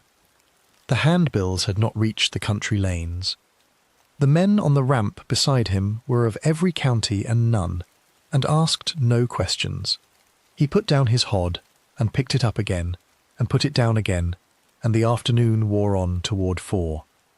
At about 3:15, 2 men came up the lane from the town on foot. They wore plain coats and low hats, and they carried nothing that a passer-by would have noticed. At the gate of the works they asked for Bailey, and were shown to the office. Bailey pointed through the window. He did not speak. The 2 men looked. They spoke to Bailey for perhaps a minute, and then they came out of the office and went, at a slow walk, toward the foot of the ramp. They did not go up it. They stood at its foot and waited. When the man at the top set down his hod and turned to come down for another, they were the first thing he saw.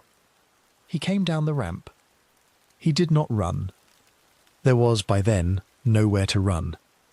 The lane behind the works was open ground on both sides, and the 2 men at the foot of the ramp were between him and the road, and Rose was standing now at the far end of the culvert with his trowel still in his hand, and Bailey was in the doorway of the office, and every man on the works had, without saying so, stopped his work to watch.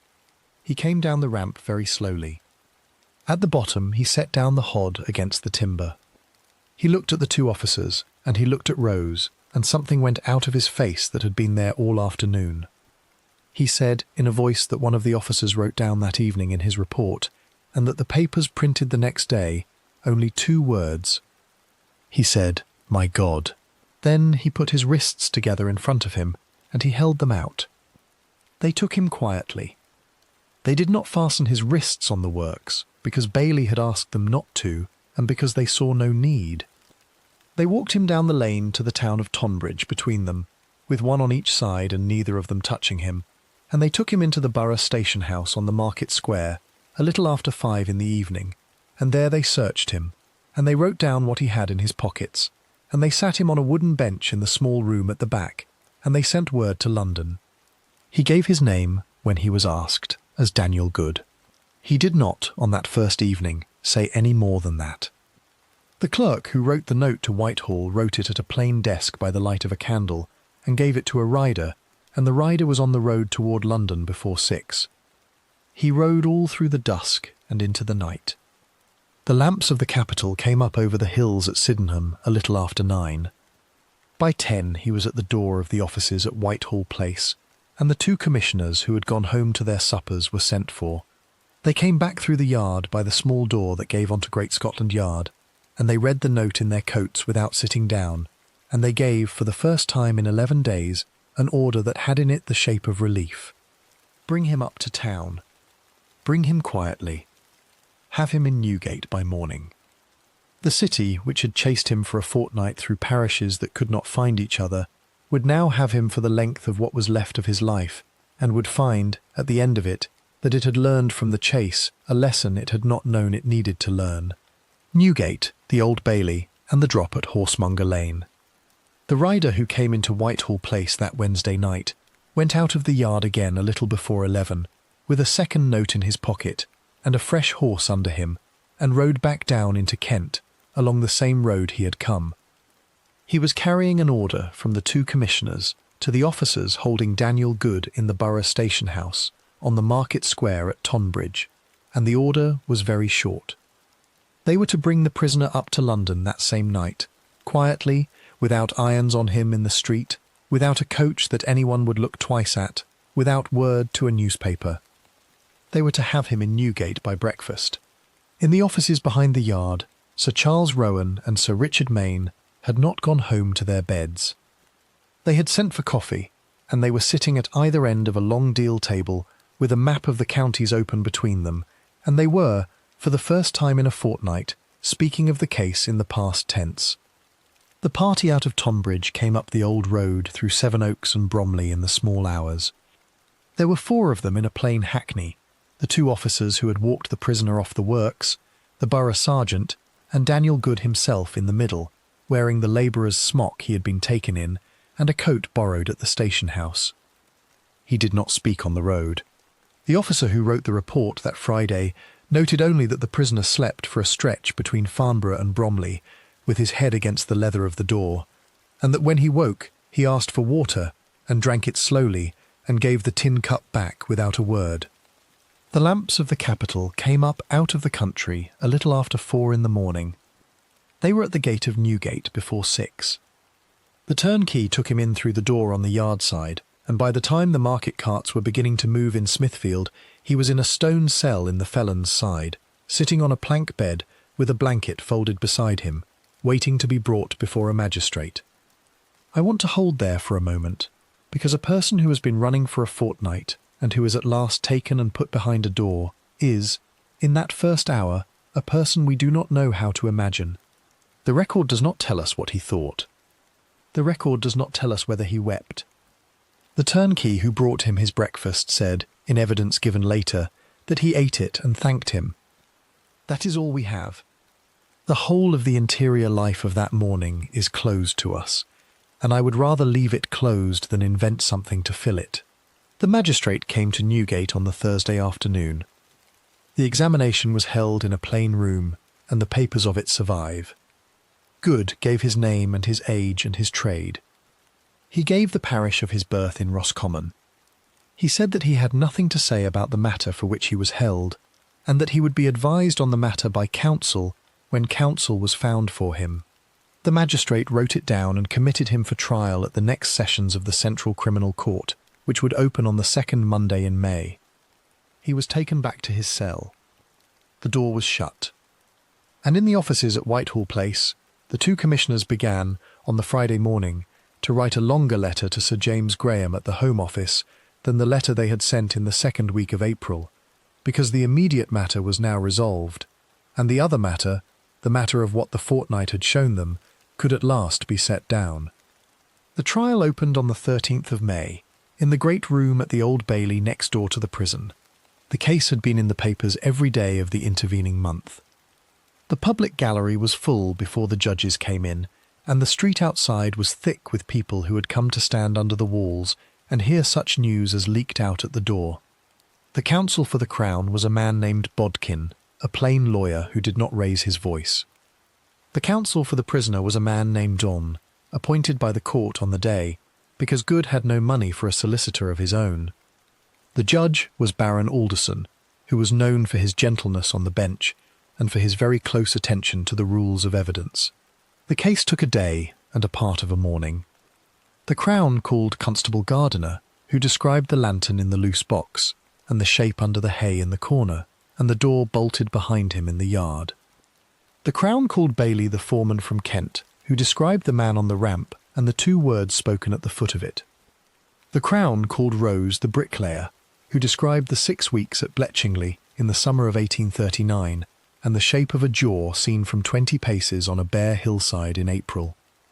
The Crown called the parish surgeon from Putney, who gave his evidence in a low voice, and was not made to say more than the shortest form of it. The Crown called Susan Butcher, the woman in the boarding-house on Manchester Square, who had put Jane Jones down for her rent on the last Friday of March, and had never taken the linen from her room. She sat in the box with a shawl about her shoulders and her hands in her lap, and she answered the questions in a plain voice, and when she was asked to describe the woman she had known, she said only that Jane Jones had been kind to her landlady, and had paid on the day, and had once mended a tear in the landlady's own apron without being asked. Then she was let down from the box, and she went out of the room by the side door, and she is not, so far as I have ever been able to find, recorded anywhere else. The prisoner said nothing in his own defence. He was not obliged to. Doane, for the defence, cross-examined carefully, and made what he could of a chain of evidence that would not break in his hands. The jury was out for 8 minutes. The foreman gave the verdict standing. Baron Alderson put on the black cap. He spoke, in the sentence that the shorthand writers preserved, of the great gravity of the case, and of the mercy of the God whose judgment no earthly court could stand in for, and he pronounced the sentence of the law, which was that the prisoner should be hanged by the neck until he was dead, and that the sentence should be carried out on a day fixed by the sheriff, and that his body should afterwards be buried within the walls of the gaol in which he was held. Because the murder had been done in the parish of Putney, which lay in the county of Surrey, the sentence would be carried out not at Newgate but across the river at the county gaol at Horsemonger Lane, in the borough of Southwark. He was moved there on the Saturday, in a closed carriage, by a road most of the way along the south bank of the Thames, and the crowd that had gathered at the door of Newgate to see him go saw only a black shape at a window and a driver whipping up his horse. I want to say, before I go on, that at some hour in the 4 days that followed, in the stone cell at Horsemonger Lane, he did the thing that the outline of this evening calls a confession that was never quite a confession. What he did was this. The chaplain of the gaol, whose name was Carver, sat with him for several hours on each of those days, as was the office of a chaplain to a condemned man. On the Sunday, and again on the Monday, Good spoke to him at length. Carver wrote down what he was told. Some of it he set out in a statement that he read afterward to the sheriff. Some of it he did not. In the part he set out, Good admitted that he had been present when Jane Jones died, in the loose box at Granard Lodge, on the afternoon of the 1st of April. He admitted that he had hidden what remained of her. He admitted that he had walked out of the yard past the constable and had bolted the gate. He did not admit that he had raised his hand against her. He said the death had been an accident of a struggle. He said she had come to the yard to say that she was leaving him. He said many other things that Carver, in the statement, set out in the vaguest and most guarded language, so that a reader of it could not tell what Good had told him and what he had guessed at from what he had been told. And Good was to the last a man who preferred a story with the corners rounded off, a story that could be either the whole truth or something close enough to it to let a soul depart the world without the final weight of admission. Carver, reading it, said afterwards that he believed the man had said as much as he was able to say, and no more. The morning of the drop was Monday the 23rd of May, in the year 1842. The scaffold at Horsemonger Lane was set on the flat roof of the gaol lodge, above the gate, so that the whole of the crowd in the street below could see it. The crowd began to gather before dawn. By the hour of the sentence, which was 8 in the morning, the whole of the lane was full, and the yard of the King's Bench prison on the far side, and the roofs of the houses opposite, on which places at a good window were sold for as much as 5 shillings by the residents. The papers of the day said the crowd was somewhere near 20,000. The papers of the day were often generous with such numbers, and I have never been quite sure. What is certain is that it was a very great crowd, and that a fair share of it had come out of the streets of Bermondsey and the borough in the small hours, and that women stood in it with children on their shoulders, and that at 8 o'clock a low sound went through it as the door at the top of the scaffold opened. He came out with the chaplain on one side of him and the executioner on the other. The executioner that morning was William Calcraft, the London hangman, a plain man in a plain coat who had held the office for some years and would hold it for many more. Good was in a dark suit that had been brought to him from the gaol store. He walked steadily. The rope was already on the beam. He was placed on the drop. The chaplain read the last prayer. Good said something quietly to the chaplain that no one below could hear, and the chaplain put a hand on his shoulder and stepped back. The cap was drawn over his face. The lever was pulled. It was over inside a half a minute. The crowd was quiet for that half minute, and then the noise came back into it, the way noise comes back into a fair after a bell has stopped. A little before 9 the body was taken down, and it was carried inside the walls of the gaol, and it was buried that afternoon in a plain grave in the yard, without a headstone and without a service in any church. I want to end the hour tonight by going a little way west to the parish of Putney, where a young woman we have followed for many chapters was buried on a Friday in the month of April, some little time before the man who had held her name in his mouth was taken in Kent. The parish paid for the coffin because there was no one to claim it. The interment was made in a corner of the churchyard set aside for such burials. The curate read the service. There were 3 persons present, of whom one was the sexton and one was the woman who had washed and prepared the body. There was no third mourner. The grave was closed. A wooden marker was set at the head of it, with a number on it in painted figures, of a kind the parish used for the burials it stood the cost of, and the number was written into the parish register beside her name. In the years that followed, the marker rotted where it stood, and was taken away and not replaced. A stone was never cut. If you walk in that churchyard today, you cannot find her. The parish register has the entry, in a clerk's hand, in the volume for 1842, and the entry is all the marker she has, and I think about that sometimes, on nights when the wind is up in the elms. And so the little story of one Irish coachman and one Spitalfields laundress closed, in the county of Surrey, on a Monday morning in May, and would have closed there without further consequence, had it not been for what the fortnight of the running had shown to 2 men in an office at Whitehall Place. The letter Sir Charles Rowan and Sir Richard Mayne had begun in April was not yet finished. All through the trial and the drop and the plain grave in the corner of the yard, they were writing and reading and setting down in careful language what they thought must now be done. The city outside their window had gone on about its business. The Times had gone back to its leaders on the Corn Laws. The wanted man was in a grave whose location was known only to the turnkeys. And in a drawer in the office at Whitehall, on a Wednesday evening in the last week of May, a first draft of a memorandum lay under a blotter, and its subject was a small body of men in plain coats, whose office would be new to the force, and whose name had not yet been decided. The 8 men in plain coats. We have to go back into that office one more time, you and I. It is not the same office it was on the 2nd of April. It is the first week of June now, and the light through the sash windows falls at a warmer angle across the deal table, and the coal in the grate has been let go cold because the mornings no longer need it. 2 men are still there, on either side of the same table, in coats they have loosened at the throat, because London is warming. On the boards between them is the memorandum they have been writing since the week the trial ended, and this evening, at last, it is finished. Sir Charles Rowan was 60, and had been a soldier, and he wrote in the hand of a man who had once composed dispatches in the field. Sir Richard Mayne was 46, and had been a barrister at the Common Pleas before the 2 of them were set at the head of the force in 1829, and he wrote in a lawyer's hand, upright and lettered, what they had put together over the 6 weeks that stood between the drop at Horsemonger Lane and this warm evening in June, was a document of 3 pages.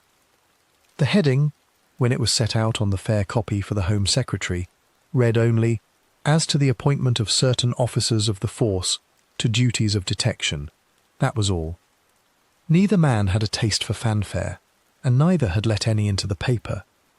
I want to tell you what the memorandum said, because it is one of the founding papers of an idea that would matter for a very long time, and it said very little. The force as then constituted, it read, was excellent for the prevention of crime by its visible presence in the streets. Recent events, of which the case at Roehampton was the most public but by no means the only one, had shown that the force was not so well made for the pursuit and identification of a wanted man once he had fled the parish in which the crime was done.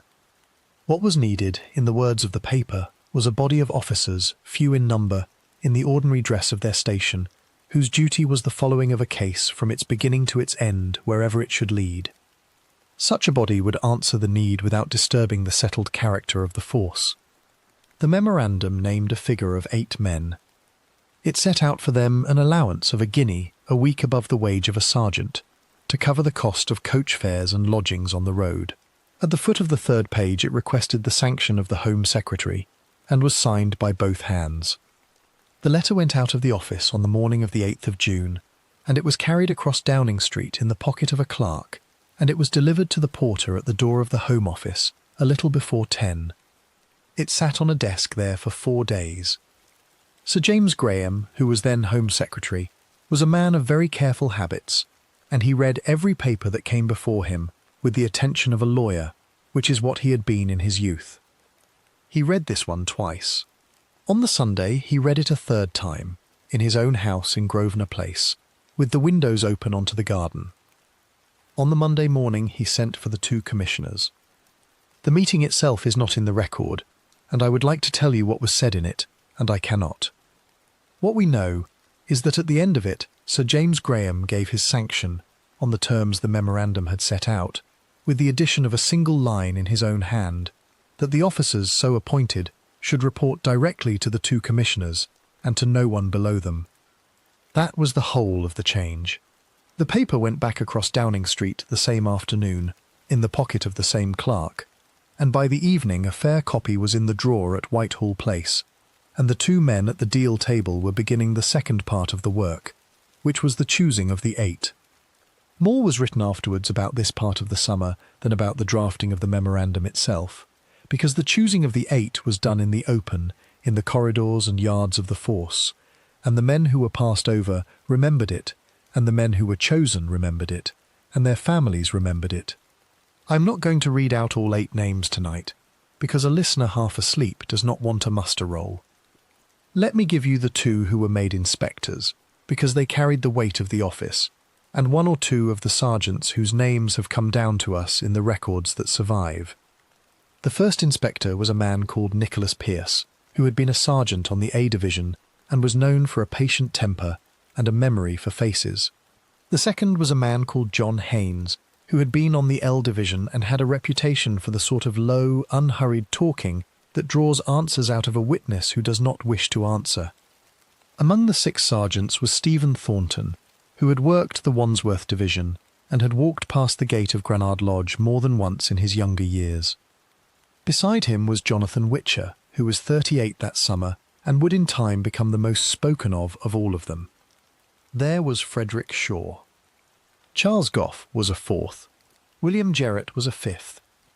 The 8th, whose name the record gives in one place as Braddock and in another as a spelling I am not sure of, was a man of about 40 out of the K Division in the east of the city, of whom little else is written. They were sent for 1 at a time, over the last week of June and the first days of July, and were spoken to by both commissioners at the deal table, in that same office, at that same hour of the evening when the light was warm on the boards. The commissioners did not tell them at first what they were being called about. They asked after their families, and their years in the force, and the cases they had worked, and what they thought of the men they had worked those cases beside. Only at the end of each interview was the offer set out. The wage was the wage of a sergeant with the guinea added.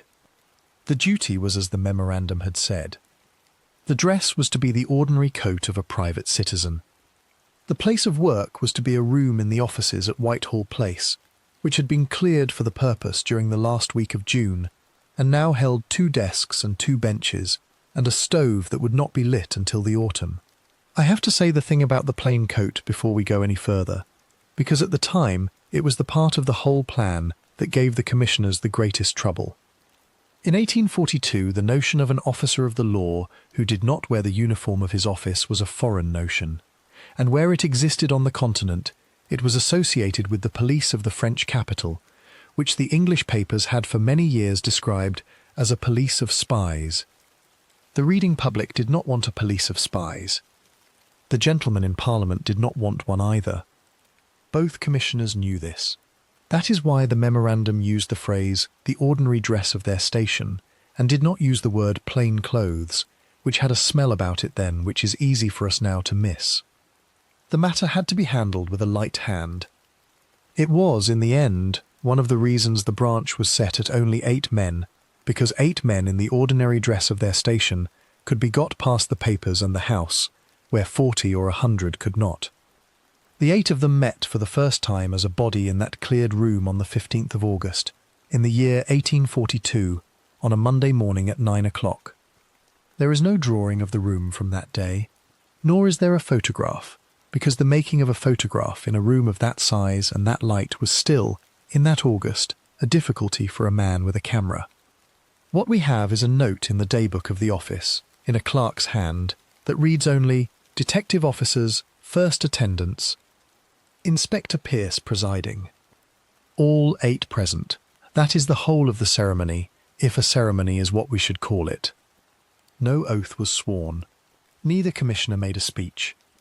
The 2 men at the head of the force had done their work in the writing of the memorandum and in the choosing of the 8, and they left the 8 of them alone that morning to arrange their own hours and to divide among themselves the first cases already waiting in the pile on the corner of the second desk. I would like to tell you, because I love the unimportant thing that turns out afterwards to be the whole of the story, that at some point in the middle of that first morning, a boy from the yard came in with a pot of coffee and 8 cups on a wooden tray, and set them down on the free end of the second desk, and went out again without a word, and that the 8 men rose from their chairs one after the other, and came to the tray, and poured for themselves, and stood in the room drinking and saying very little, and that this was the beginning. I would like to tell you that. Whether it is true, I do not know. What I know is that they were in that room, and that the room was in the offices at Whitehall Place, and that from the day of that first attendance, the working of the force in London was gently and permanently altered, and that a case such as the one at Roehampton, which had been able to run for 11 days through the parishes because no one force could follow it, could not, ever again, run in quite the same way. I want to leave them there. The 8 would become 15 before very many years had gone by, and would grow again after that, and would in time have a name that a person on any street in any parish would know. That is an evening for another hour, and not for this one. What belongs to this hour is a Monday morning in August, a cleared room above a yard, a note in a daybook, and 8 cups on a wooden tray. And so, on a warm evening a fortnight or so after that Monday, when the whole matter of the summer had settled into the ordinary round of the force, 2 men in the office at Whitehall Place signed their names to the day's papers and reached for their coats. A clerk in the corridor lit the lamp that the corridor never had much light of its own without. 8 men in a room along the same corridor put down their cups and stretched their shoulders and went out into the yard one at a time, and each of them turned toward a different quarter of London for his own supper. The door of the cleared room was pulled to behind the last of them. In a Roehampton stable yard, 3 miles up the river, a mare stood in her loose box in the evening dimness, with her head over the gate, and a lantern that had once been set on an upturned pail hung again on its bracket by the tack-room door. And in the parish of Putney, at the corner of a churchyard where no visitor came, a wooden marker leaned a little further into its own decay, and the parish register in its volume for 1842 lay closed on a shelf in the vestry, and the wind moved in the elms once and stopped. Thank you for staying with me tonight. It has been a long walk, from a April dusk in a stable to a August morning in an office, and I am grateful you came the distance of it with me. The night is quiet now. Wherever you are, and whatever hour it is on your side of the dark, set the day down. Let the lamp go dim. The candle has burned low. The room falls silent. And history, once again, turns the page in the dark. Sleep well,